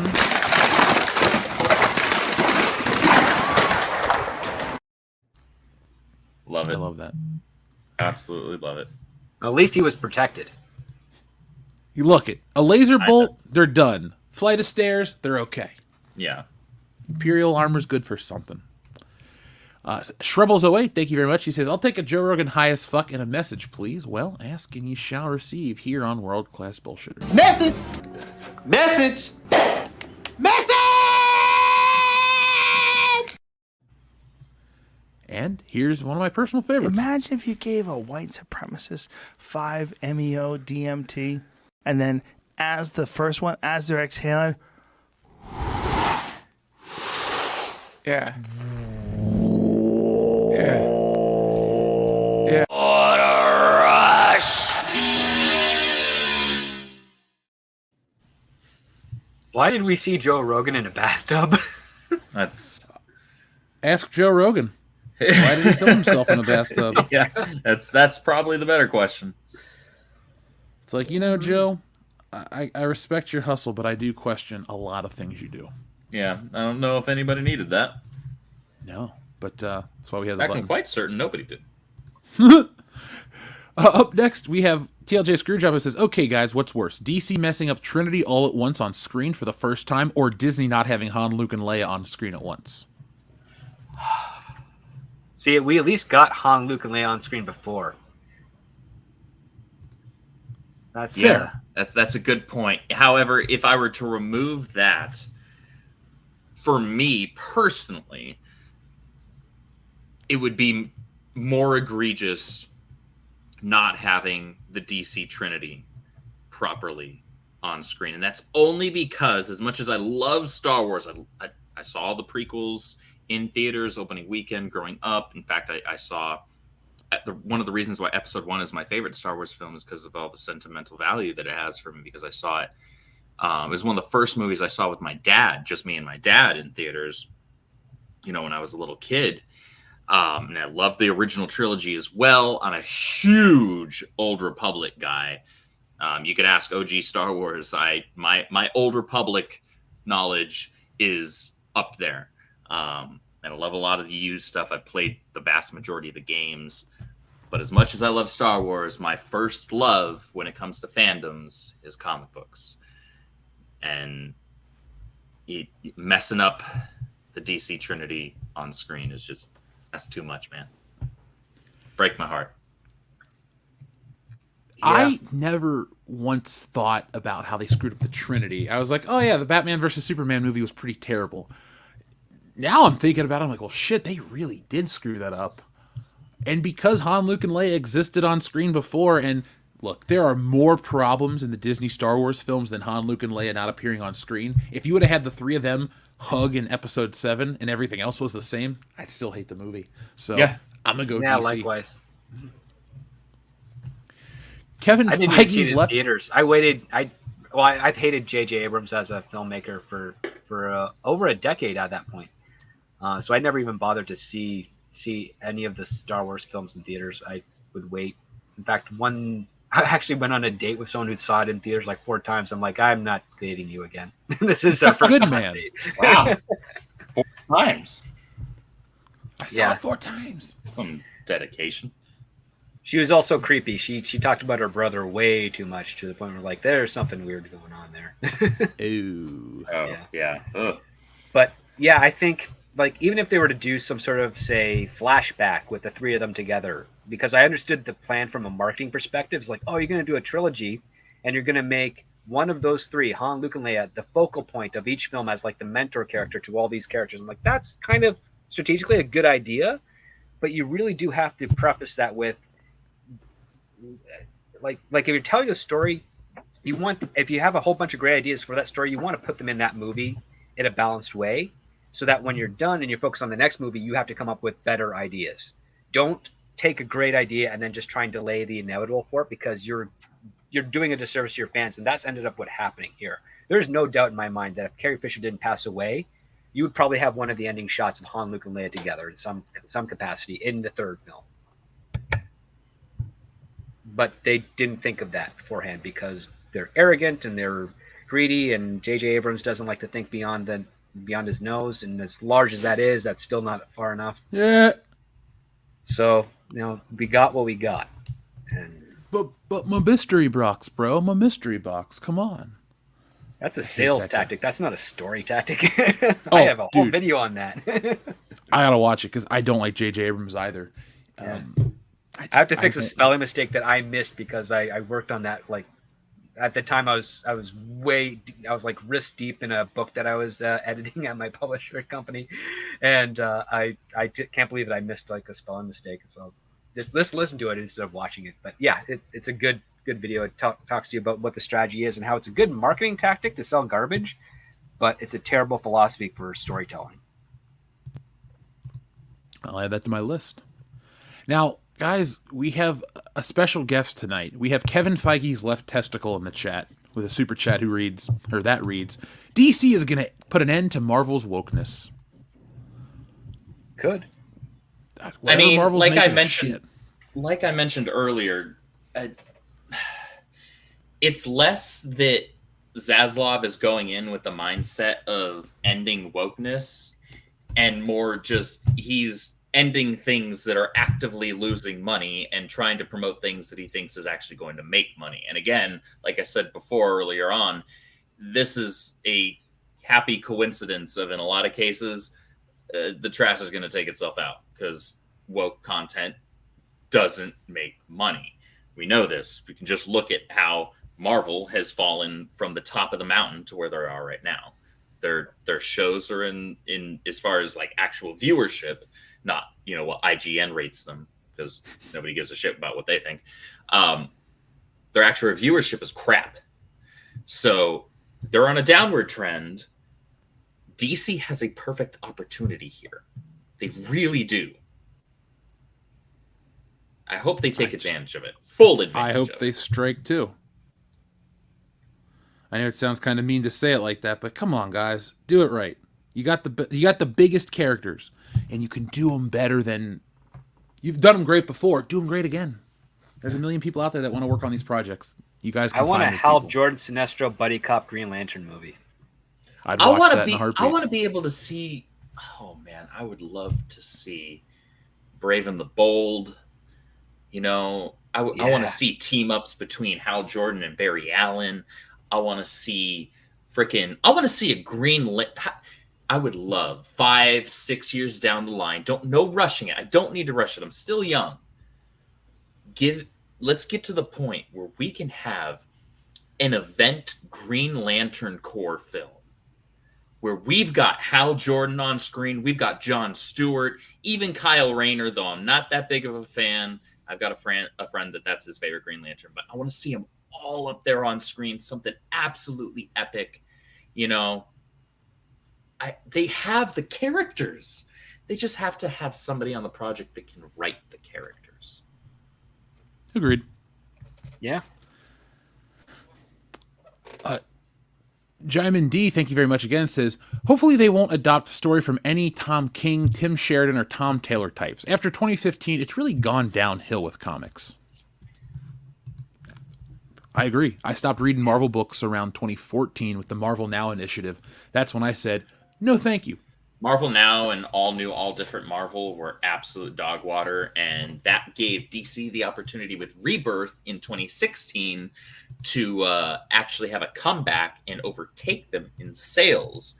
And they were consistently for like a year plus. So I will push back a little bit on that in that 2016, 2017, and part of 2018, DC in a lot of their books, not all of them, but in a lot of them, was striking gold, or at least doing very well.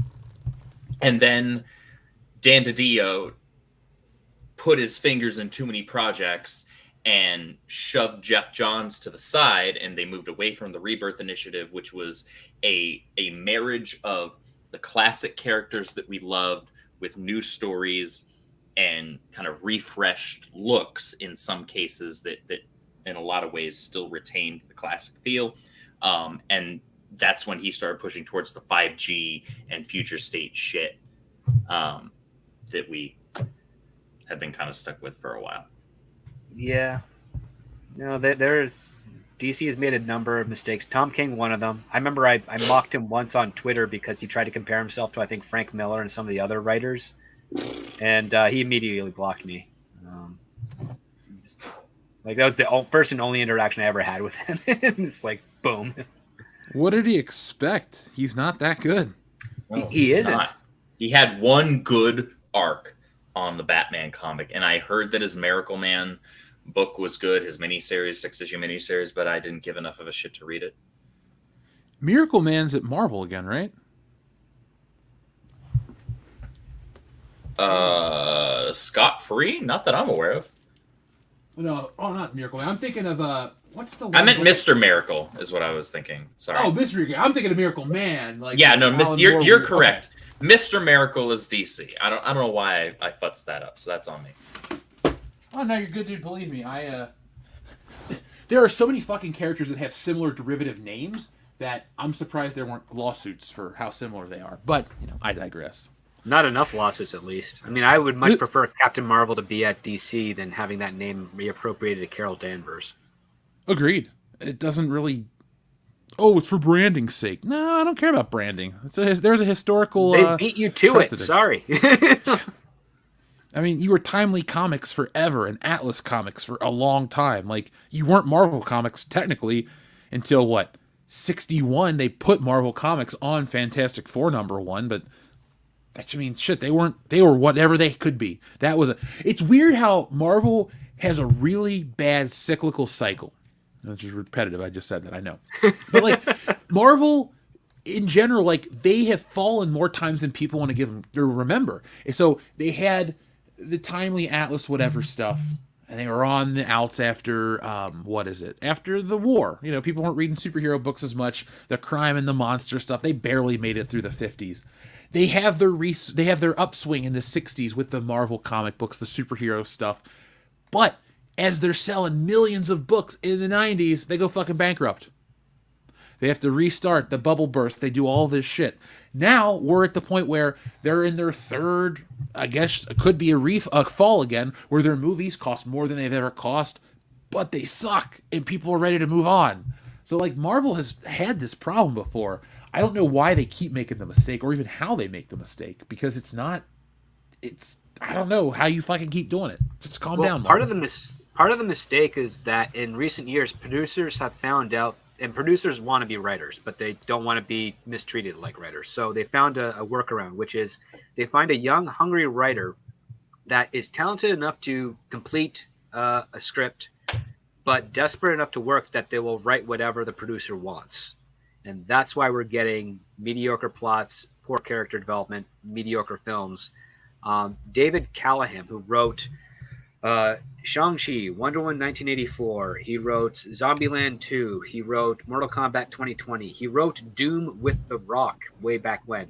He is a poor writer, but he gets scripts done and he gets them finished quickly.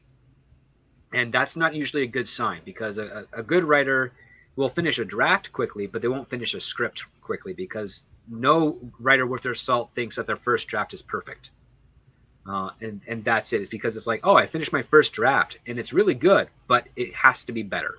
And they may not know how to make it better yet, but that's why you have a period where you're like, okay, I'll start writing something else. I'll cleanse my palette. Then when I come back to it, I'll see the flaws I didn't pick up off because I was too much involved with the script at the time. And then you develop and you refine and you make it better and you make it better. And usually you want to spend around a year to 18 months on a script, making it the best it possibly can be, especially if it's an assignment piece, because they expect it's going to be, that long. But if you're doing a spec script that's got universal themes to it, you can spend as long as you want. But you also have to find that balance for yourself between getting it to the best possible way it is and not overthinking it, so that you end up losing the freshness and the excitement that comes with reading it. And that takes a lot of years to do. And the writers that they're hiring, some of them have been in the business longer than myself, but have fewer credits, just because the way things are negotiated and whatnot. Sometimes you get writing assignments that you won't be able to get a credit for because you're not established enough, or maybe you have just poor representation, but you're doing the work and you're getting your name out there, so yet you earn the job. But in other cases, you have writers that have 0 credits and have just broken into the industry right out of college, and they're being given these huge responsibilities with these IPs, only to be really the unwitting hand of the producer saying, listen, I want you to do a show about Moon Knight, but I really want you to focus on this on his ex-wife character in that show. So you don't even have to worry about reading or researching the Moonlight comics. I'm just going to give you the cliff notes of this, and that's where you got to go off of to write this 6-part series. That is really bad for a writer that's starting out, that desperately wants to be a great writer and is so happy that they have this job, but know that as soon as they say, well, I would like to do research on this character, that they could be fired. They won't say that because they want to keep their job. And that's the power that the producers have figured out finally after 40 years of trying to figure this formula out, is that, if you want to get your stories involved in there, you don't hire the writer that can get a job tomorrow because they've established themselves as a great writer. You hire the one straight out of school that's desperate and hungry, that will say, yes, sir, anything you want, sir. How high do you want me to jump, sir? And you're good to go. And that's what Marvel's been doing. That's what Disney's been doing for the last 8 years. And I don't like it. Neither do I. So let's talk about our second topic for the evening, folks. The Star Speaking Wars of terrible movie. writers. Yeah. Oh God, Damon Lindelof. I had so much fun working on the video that I made this morning. That'll be out tomorrow, folks. I had so much fun researching Damon Lindelof and laughing at historically what people have been saying about his work since Lost, and it's great. I almost too easy, but let's give a little context for this. So they have announced today that a secret Star Wars project, and this is the Hollywood Reporter, I believe, or Deadline that reported this, that there's a secret Star Wars project being written by Damon Lindelof to be directed by, was it Shireen Obaid Chinoy, that was her name. And she directed a couple episodes of Miss Marvel and won an Oscar for some documentary. And so that's the news, and we're supposed to get excited for it because of this woman's rich, diverse history. But it's like, Chloe Zhao directed The Eternals, and she had an Oscar. Look how that turned out. Oh. What do you... Just because these people that you're putting on this have a gold statue doesn't mean they're right for Star Wars. And so, before we get into the secondary part of this story where Kathleen Kennedy gets called out for her bullshit, let's talk about the announcement. Script Doctor, what did you think when you saw the news about Damon Lindelof and Star Wars? I thought this is clearly not happening because Disney's going through some changes right now. So I don't know what. I think they're announcing this because whoever, I think maybe Kathleen Kennedy wants to, stir the pot before Indiana Jones a little bit. I laughed because it's like, really, of all the writers that have dabbled in science fiction and science fantasy, Damon Lindelof is the most unsuccessful. Like, he's made money for himself. He hasn't made money for the people he has written movies for. All of the awards he's received are group awards for Emmys, which means that other writers helped him write, or other writers wrote better stuff, and he was just in the room at the time, and he's got his statue as a result. Like, he ruined Prometheus. The stuff that he contributed to World War Z, I think, was rewritten by other writers afterwards. I remember hearing that story, that he came in to do a polish and it didn't work out, so he had to come in and do another person, and Brad Pitt got so pissed off that he brought in some of his own writers to try and salvage that movie, because that was a production and post-production nightmare as well. And I think that's written off. Max Brooks, who is Mel Brooks' son, wrote that book, and I think also contributed to the screenplay as well. So other talented people were involved, and then this also comes out less than a week after Alan Moore made a commentary about Lindelof's Watchmen HBO series that got him kicked out of Warner Brothers, saying "Never come back here again, you son of a." And Alan Moore has been consistent with this. He hates anyone adapting his work. And when I've read enough Alan Moore to be like, yeah, I can understand why you have good ideas here and there, and then sometimes you falter. Your Swamp Thing is kind of like the most notable stuff I think he has, aside from Watchmen, which is pretty good. But V for Vendetta, he lost the narrative after the first 100 pages, I think. That's like a 360-page story. But yeah, I'm not a fan of that comic. No, I'm not a fan of it either. I liked the premise of it at first, and then it just got away from him. What's really turned me off too is, beyond not liking the book, I didn't really care for the movie because I didn't like the subject matter, and so people want to quote that movie to me, and I'm just like, I don't, no thanks, I don't like it.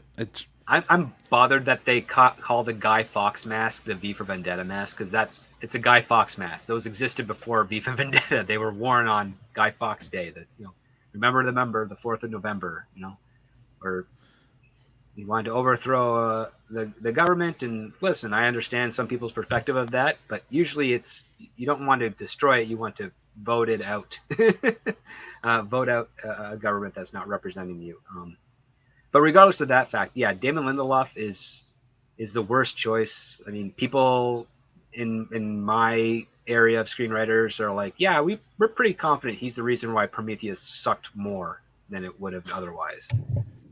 And I think the fact that this announcement comes a week after Alan Moore said that his take on those characters and that follow-up was garbage is quite telling, to the point where it's his ego saying, maybe he approached Kathleen Kennedy when that story broke. It's like, listen, I can write a Star Wars movie. To heck with Alan Moore. He's a has-been comic book writer. He doesn't write movies. He doesn't know anything. And she was like, sure, work with this person from Miss Marvel. And Then they leaked it to Deadline to try and get a greenlit. But my understanding with the relationship at Disney that Kathleen Kennedy has, and I think this still holds true even after Bob Iger left, is that she has to get approval for a Star Wars film to be in production or in development. And the only thing she can kind of okay is the Disney Plus side of things, the series. And if that's true, then we shouldn't even be hearing about this story. So yeah, that's my take on it. Is like, I don't think it's going to happen, and if it does, you will see a worse Star Wars than The Last Jedi, guaranteed. I almost want that to happen because I know the YouTube numbers will be crazy, but I don't think my heart could actually handle another like movie like that. It'll go out. I'll just I won't make it out of the theater. I just know it. But I'm with you. I don't think it's going to actually happen. I don't think they're going to really be making any Star Wars movies in the near future because I'm going by the performance of Disney as of late. What was it? The last 5 years, they've announced, 7 or 8 Star Wars movies that have never come out and will never come out? They don't know what they're doing. You don't have a watertight plan. Other people had watertight plans for other franchises, like, I hate to go back there, but Marvel, in the beginning, they knew how they were going to get to that first Avengers movie, and they stuck with it. It took 4 years. It was great. We were all on board. We're still chasing that high. The Star Wars lack thereof plan has shown on screen, and it's almost just like, I don't know, I want to see them push forward with stuff just to watch them fail even harder. And then I would love for them to shit the bed so hard that Disney doesn't think that Star Wars is worth it and sells it off. I know that's crazy because of all the investment they put in their park, and I know it'll never happen. But they did buy the Power Rangers for a lot of money, and they close fucked to the up. same amount, and then sold it for less. Saban got a profit off of that. Yeah, he made a profit off a sale twice. So, like, good for him. Like, yeah. But the thing is, they can't handle. You brought up the boys' properties. They just don't do boys' properties right. And yeah, there's a difference. You look at the '90s, the way Andrew and I grew up. We all grew up in the '90s. Like, you went to Toys R Us, half the store was pink, the other part of the store was not, and you knew where the girl stuff was, and you knew where the boy stuff was. It wasn't a problem. But now it is a problem. They try to mix and blend and do everything, and it's like, look, if you like what you like, there should be no stigma around that stuff. But also, business works. They know what they're doing. They know what they're selling. They know what colors work, what emotionally resonates with people. I went to school for advertising. Believe me, like, we studied this crap. They also tell you how to sell to women differently than men. It's a thing they taught. Maybe it's too sexist by today's standards, but that was 2014, so it wasn't that long ago. But it's square peg round hole. Star Wars and Disney just really don't work. And yeah, you have your portion of the audience that loves these movies, but your average everyday person has forgot about them, and that's a problem. I actually was reading an article today about how George Lucas was upset that the rights to Star Wars got sold on TV. Not George Lucas, but somebody at Lucasfilm got upset because they sold Star Wars on TV in 1982 or whatever, but they thought Star Wars is a forever property in theaters. And it used to be that big of a deal that people believed, and I know the marketing has changed, and the market has changed, but they believed that it was a forever thing, that was an event, it was special. And it used to be. I mean, hell, Star Wars getting released on tape was an event. Not anymore. Yeah.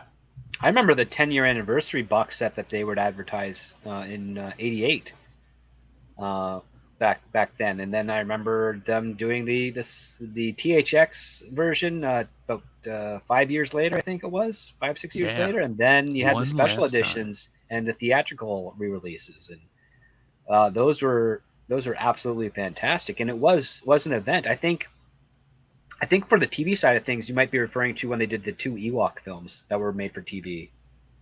Back in the day, yeah. Back in the day, that I think that's probably was one of the things. And the other part too is like I kind of saw this coming after I think the 3rd season of Clone Wars, that Lucas would probably not be completing out his another set of Star Wars films, might be going off and might sell it to Disney because Disney helped him produce the Indiana Jones Chronicles. So he already had established a good relationship with them. And from Lucas' perspective, you could probably see Disney being a good choice for Star Wars because Star Wars has a family element to it, and they take care of some of the IPs, or at least they did under Eisner to a degree, take care of the IPs. But that all changed because Bob Iger is not a guy that cared about taking care of the IPs. He just wanted to own them and sell them, and that's what he pretty much did. And Disney's stuck in that area. And yeah, like I don't want to see Lindelof or people in his ilk try and tackle Star Wars. I would like to see them have fun with Star Wars, get people who are talented and expensive to come up with some new stuff. One of the things that I thought was a missed opportunity that they could have had a lot of fun with that would really have wowed everybody and gotten your quote unquote SJW diversity stuff is if they did make a Lando Calrissian movie. And I've just put in the private chat a fan film that was done years ago of a Lando Calrissian film. And it's called Black Star Warrior. And it's captures the spirit of not just Star Wars, but of blaxploitation films from the 70s as well. Ooh, I love those. That's a Lando movie, or a miniseries, and that could be fun because it's like what cool gambling or swindle can Lando do this week, and you make it episodic and what have you, and you can have a lot of fun with that. And who's as cool as Billy D. Williams that could pull it off? Because I'm on board with this. I think this is a great idea. I'm watching the trailer as we speak right now. Who do you think is cool? Or do you think there is anyone that's that cool? It's really hard because Billy D. Williams was the cool. Like he was fantastic. There's definitely someone out there, probably someone that is working on like maybe a small show or something that we haven't quite seen on the larger scale of things. There's always that possibility. But yeah, like you can find someone that can be smooth and charming, like Billy D. You could pull this off. See, now I'm on board for anything that's blaxploitation because it's a fun art form. It's a fun style of movie. It's really fun. Like it's unapologetically fun, and it knows that it's unapologetically fun. That's what I loved about that stuff. Like Rudy Ray Moore is like a hero for me. I like his stuff. I mean, Dolomite's great. Wheat straw. Now, is Shaft considered blaxploitation? Ooh, that's a good question because it's based off of a novel, but Shaft in the novel is a white guy, and Richard Roundtree kind of takes some. I mean, it doesn't feel like blaxploitation film. It's a straight up kind of gumshoe movie. I think later the sequels are a bit more on blaxploitation. Okay, because I just wanted to ask because I pulled up an article. It says NPR said basically Shaft was released 50 years ago. The film heralded what became known as blaxploitation cinema. So I guess we go with NPR. I don't know. NPR has been NPR for I was gonna say a long NPR time. might not be the best source for taking Well, this here we seriously. go. It looks like the Smithsonian then. Shaft, Superfly, and the Birth of Blaxploitation. Well, I'll read this later. We'll come back in February, folks, where I will review Shaft. Actually, Which I bought one? that on There's 4K. been 3. There's 3 movies named Shaft. And this isn't going to be a very popular opinion. I like all 3 movies called Shaft. I like them for different reasons. The first one's a classic. It's amazing. The second one is a fun remake. And I think third's a great way to tie all 3 movies together, tell a family story. And it's kind of unapologetic because it came out in, 2019 when shit was woke, but you didn't know what to call it. It was getting exactly. at its peak. Yeah. I really like the 2019 one because I like the fact that even though, like, the son is saying how Shaft organizes his files as racist, and like, really, has the FBI do it? It's like kind of the same way. And you're like, yeah, exactly. It's not racist. It's just the nature of the game, of the business they're in. I love that. It was a very clever joke. Very smart for 2019. Didn't get that type of stuff then. And that's why I bought it on disc, because it was that good. If a movie's going to do certain things, I'd reward the movie by owning it. I know that's a weird thing, but I figure like, hey, you've passed that metric. You've done the things that I needed beyond just being entertaining. You do whatever. So yeah, and I love the scene where after he shot his girlfriend's gun, she's like, yeah, he used the gun, but I'm going to charge him for the bullets. I'm like, that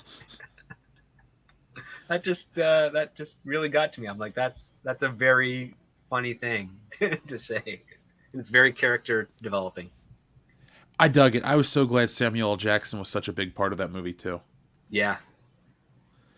Well, if only Star Wars knew how to do a passing of the torch as well as Shaft did, but you know, They had the one can cast dream. for it. That's the thing. That's a Like different I dug the multiverse. cast. But, yeah.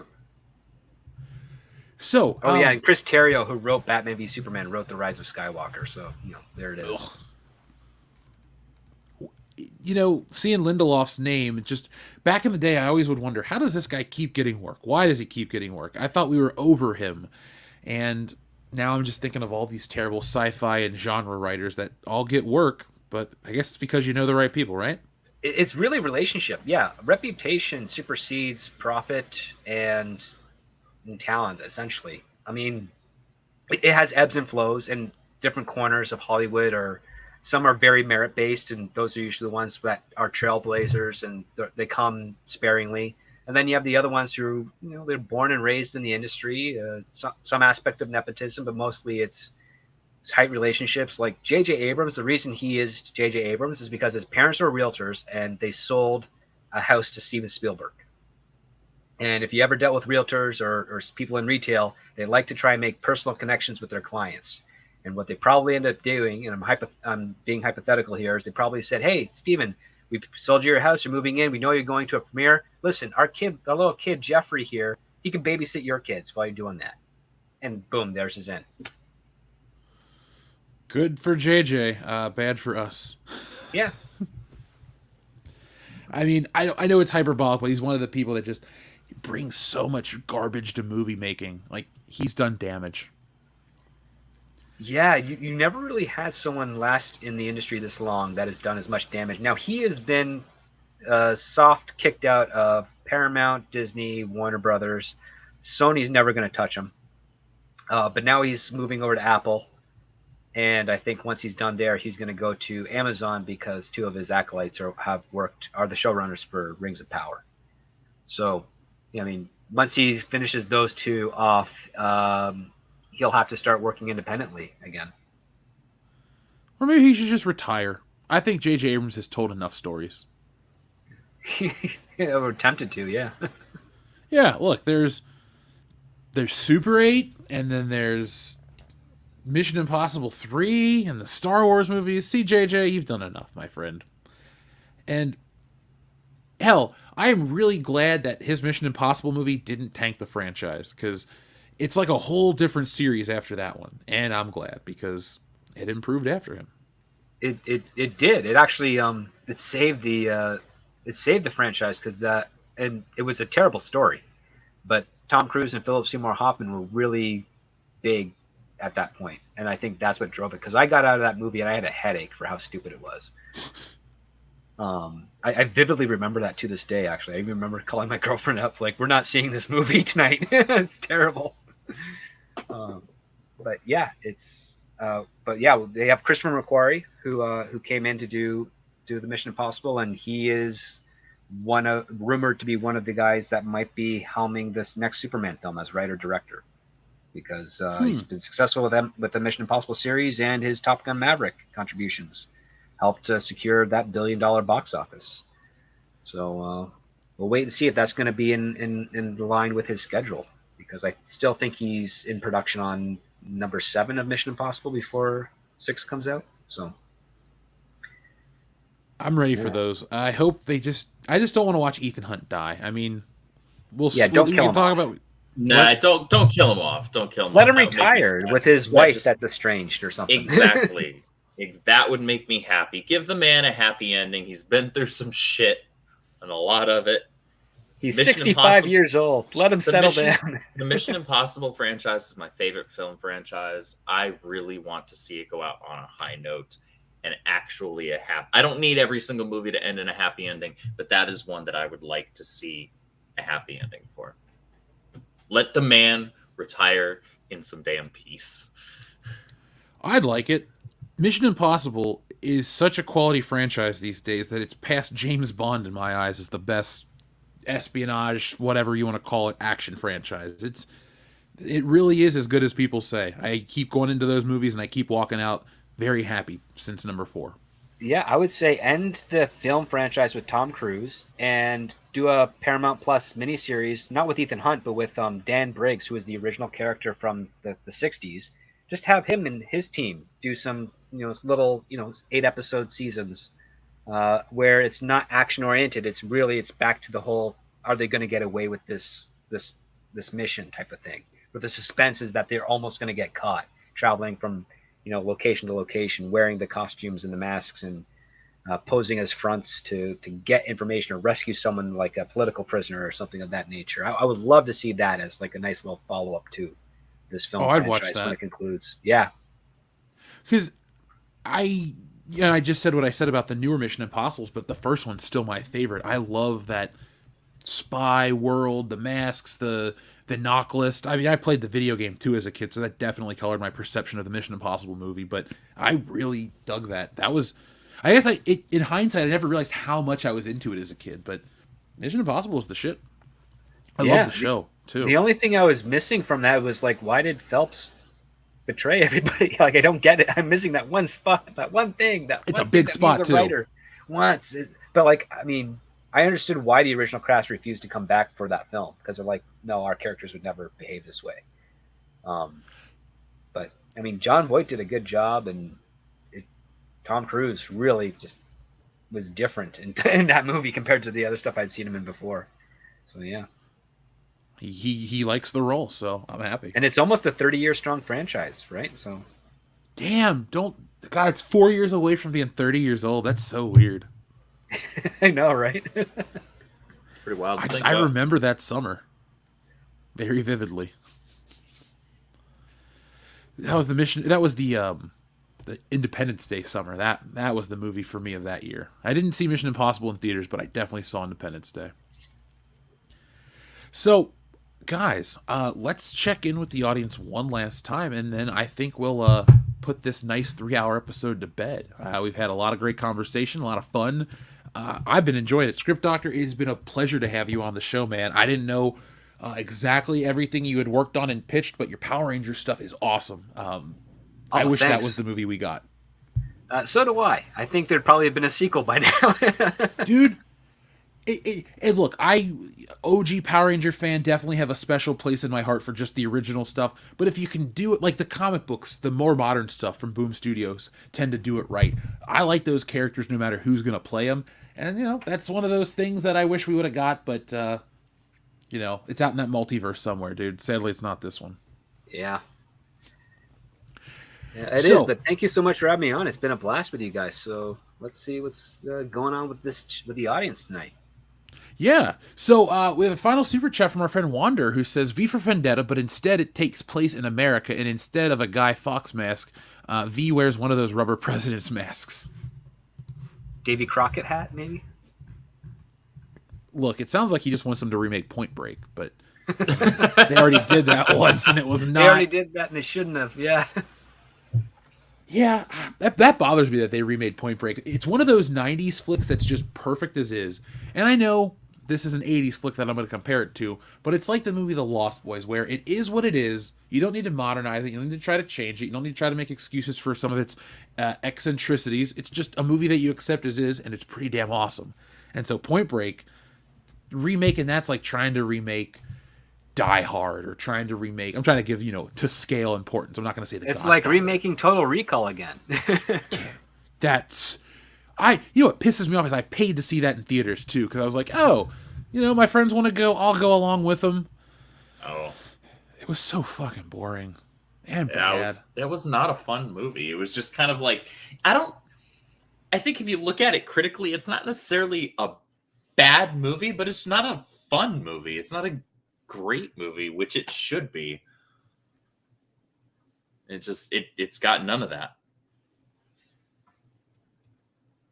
I wouldn't call it the worst thing I've ever seen in my life, but yeah, I wasn't entertained. I was just like, this is okay, so this is a movie.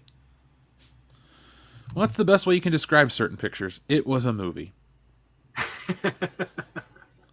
That's my code for this movie sucked and I have nothing good to say about it. That's what you want to have on the VHS cover of your movie. It was a movie. That is my new goal, is to get credited on a box that just says, "This was a movie." Jeff Hicks, WCBS. That'll make me happy. This was a movie too. Electric Boogaloo. I'd wear that on a T-shirt. Have you ever watched? This is the last question I'll ask you guys like this. Have you watched the Electric Boogaloo documentary about Canon Films? No. Oh, you have to watch yeah. it. It's an excellent documentary. It talks about the history of Canon Films, the Menachem Golan. What was it? Golan Globus and all their deals that they did to finance movies and then spiral out of control. I mean, there almost was a Spider-Man movie, but it lost a lot of its budget because they needed money to make the He-Man movie. So, and they lost a lot of that money because they needed money to make the Superman 4 movie. yeah, Superman 4 was supposed to be much different. Like, beyond the stuff that they had shot, I had read not that long ago stuff that they had promised to Christopher Reeves and stuff that they had promised that they were able to deliver. And I think they even took it to the Cannes Film Festival, like in the trades or whatever. They really built up Superman 4 to be this like actual contender. And then what you get is a broke dick superhero movie that is no one's favorite Superman film. You got the shortest Superman movie where there's at least 30 minutes of footage on the cutting room floor. And sadly, not enough people have found it all to actually cobble together a proper recut or a fan edit of it, which is unfortunate. And then the worst part, too, is that Christopher Reeve was so disappointed by that when the rights went back to Warner Brothers and John Peters, he was pitched a Superman 5 that he was ready to sign for. And if he didn't have his accident, that would have been put into production for 1994 or 1995. That's depressing. Damn. Yeah, there's a convention video on YouTube where he's talking about the script and how he's excited for it. And I think that's about 8 months before his accident. Wow, that's tragic. It is, yeah. That doesn't make me happy. No, not at all. Think about how our life, like, as Superman fans would have been different, too, to see Superman at that age on the big screen. It would have been... I mean, who knows how the stuff would have been... Well, how the flow of everything would have went if, you know, he had one more go as Superman. That would have changed a lot of comic book movie direction stuff. So maybe it wouldn't have been as grim and dark in the 90s as we got. You know, everything else was super dark. Well, I mean, it also hasn't changed from super dark, sadly, since then. That's the other part, too. They've beaten that horse to the point where it's glue. Well, at least at DC, we know that. Oh, yeah, absolutely. I mean, even with Marvel to a degree, I mean, Marvel kind of got its start with Blade, really. And Blade, you have an excuse for being dark. It does. I mean, Blade is a fun movie, but it's also the most ridiculous because Blade comes in, and if you don't know anything about Blade, he comes into that giant club scene, and everybody just spreads out around him. It's like, do these vampires know him already? Like, why are they giving him this much, birth? Like, shouldn't they be trying to kill him? Because they're being afraid. Showered in blood. But it's a cinematic thing. It was fun and hokey, and it launched, Marvel. It helped them make money so that they can get out of debt. And it was fun, except for the third one. Third one was mixed. That's David Goyer for you. That's another name I don't like involved with my movies. Well, no, wait, hold on. Did he do anything with the Nolan movies? He helped write Batman Begins. But after the show, I'll share some information with you on that. I can't share publicly. Oh, cool. Well, then we'll read the super chat, and I think we'll put this baby to bed from our friend Headcase Laboratory, who says, X-Men Evolution wasn't as bad, but I wish they kept some of the old classic looks and character personalities. Yeah, one of my biggest issues with the X-Men Evolution series, even though I grew up with it, was how they portrayed Rogue. There are way too many parallels with how Rogue was in that show and how she was in the X-Men movies, which was to say, not Rogue. Younger and vulnerable? Not even just young and vulnerable. She was just kind of bleh. Yeah. I like Rogue. Rogue is a firecracker. Yeah, I like her with a little sass. Yeah. She's a Southern Belle firecracker, and there was none of that.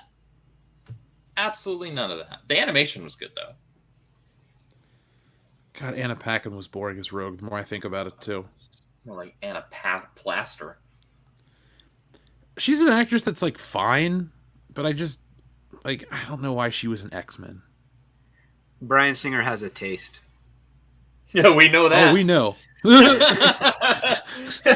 Yeah, Bryan Singer's taste can be summed up in this phrase. I keep getting older, but they just stay the same age. Oh. All right. So, all right, guys, we have reached the end of our show. Script Doctor, is there anything you'd like to say before we go? Other than thanks for having me on with you gentlemen this evening. It's been a blast. I don't often get to talk this much about comic books or comic book characters, especially with my own friends in my personal life and other people here on YouTube. So this was great because I liked getting into the minutia of those things, and it's been a lot of fun. Happy, and I'm really good. I'm happy that you and a lot of people in the chat responded positively to my Power Rangers pitch. That it shows that I'm not crazy sometimes when it comes to my approach to things. No, your ideas that you presented and some of the stuff that I think might have been even off the fly or off the cuff was just really good stuff. So I enjoyed it. And dude, anytime you want to come and geek out, come on, man. I'd love to have you. It was a fun show, and everybody here loved what you were talking about too. So anytime you want, man, come on back. Thanks. Really appreciate that. Andrew, Caffeinated Wolf, what would you like to say to the audience before we go?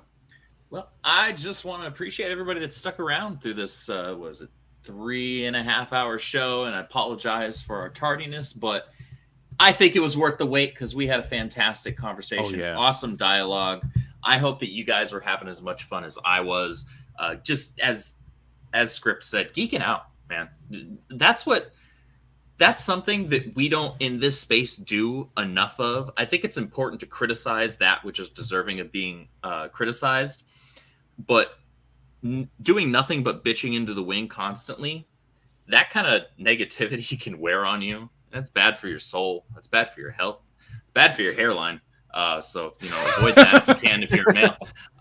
So I advise against that. However, the focus should be that being a geek means doing what we just did for 3.5 hours here, which is geeking out, having conversations, disagreeing here and there, getting into the minutia of these characters, getting into the nitty gritty and the weeds of these stories, figuring out not just what's been done incorrectly and criticizing that where it deserves it, but also saying, okay, well, where could we go from here? What could fix this?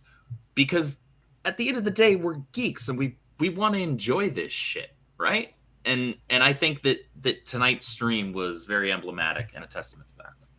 So I thank everybody that hung out and joined in on the fun. I thank everybody too. We had a great show.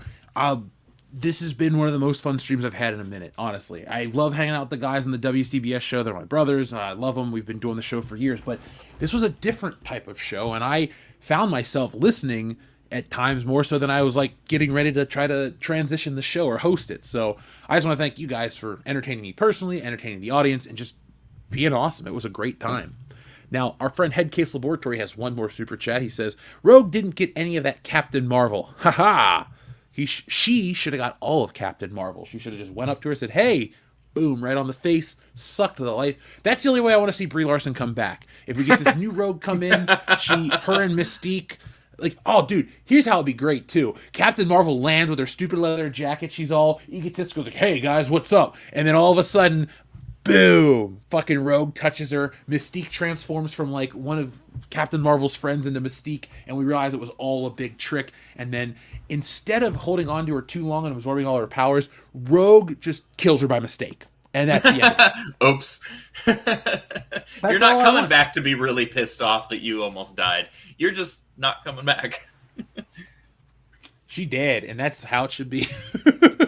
Which is a shame because I really like the Miss Marvel from Avengers Earth's Mightiest Heroes. That was a really good interpretation of her in that cartoon. And it was a good show, too. Hey, you want to know why? Because that was largely based off of, if I remember correctly, Brian Reed's run on the character in the books. Ooh, I didn't know that. Yeah, that was early 2000s. Brian Reed, his run on the character was probably my favorite book at that time. Now, Headgeeks Laboratory sends in one more message. He says, "Hey, Script, are you available to look at a script of mine?" If you want me to do it as a favor, I might be able to work you in. I do have a consulting program that I do. It's where I can I'll read your script and give you a whole bunch of industry level notes to make it better and refine it for you. I have a number of appointments over the next week or so, but if you want to email me it and I have the time, I'll be happy to give it a read through for you. Email is pretty simple. It's just thescriptdoctorphd@gmail.com. And just include your script and a log line. But before you email it to me, make sure you CC it to another email address that you have to show proof of chain of custody, so that, because I know some people are worried about theft in Hollywood. It's so minimal, but I know people on the outside have difficulty believing that. So I just want to make sure you cover your bases so that you can prove that you've sent out the script to someone else. So do a blind carbon copy of it to another email you have access to, and we'll go from there. So yeah. And I can't promise I'll get to it soon, but when I have free time, I'll be happy to give it a look, see, and go from there. So, folks, there you go. There's your information, and this has been tonight's show. I'd like to thank everybody, by the way, who backed Tits and Art. That book is at the printer. I've already talked with them about the proof. Had to decline the one part. We've already sent and fixed it, so it's very deep into the process. Meaning, I don't really have much else to do. This is a finished product on my end. I'm just waiting for them to finalize it and then send it to the printer and then ship it out. So that book will be here sooner than you think, but you can click on the link, go to titsandart.com, and get yourself a copy. It's in demand. It's been moving in demand, so I'd like to thank everybody who's continued to back it. And it's a big, beautiful, full-color book with women, art, to celebration of everything, and it's kind of funny too. So pick yourselves up a copy. It is limited. I have a limited print run, and once it's gone, it's gone. And we've already reached a decent percentage of that print run. So come back next year in tax season for the Book of Booty, because this book is a success, and join us next year for part 2. And as I've said on today's video, which hasn't even been released yet, Wokebusters, Q1 2023, working on that to get that to you. So folks, thank you for watching. Join me on Thursday night with the guys. We will be, I don't know what we're going to do. Actually, I do. We're going to be talking about some topical stuff. So Thursday night's going to be a fun, crazy show. Join us. Get your beers. Get your fun. Get your questions ready for Coach Kendo, Professor Kendo, and a whole lot more. So, folks, thank you for watching. Be smart, be safe, be cool, but always be excellent to each other.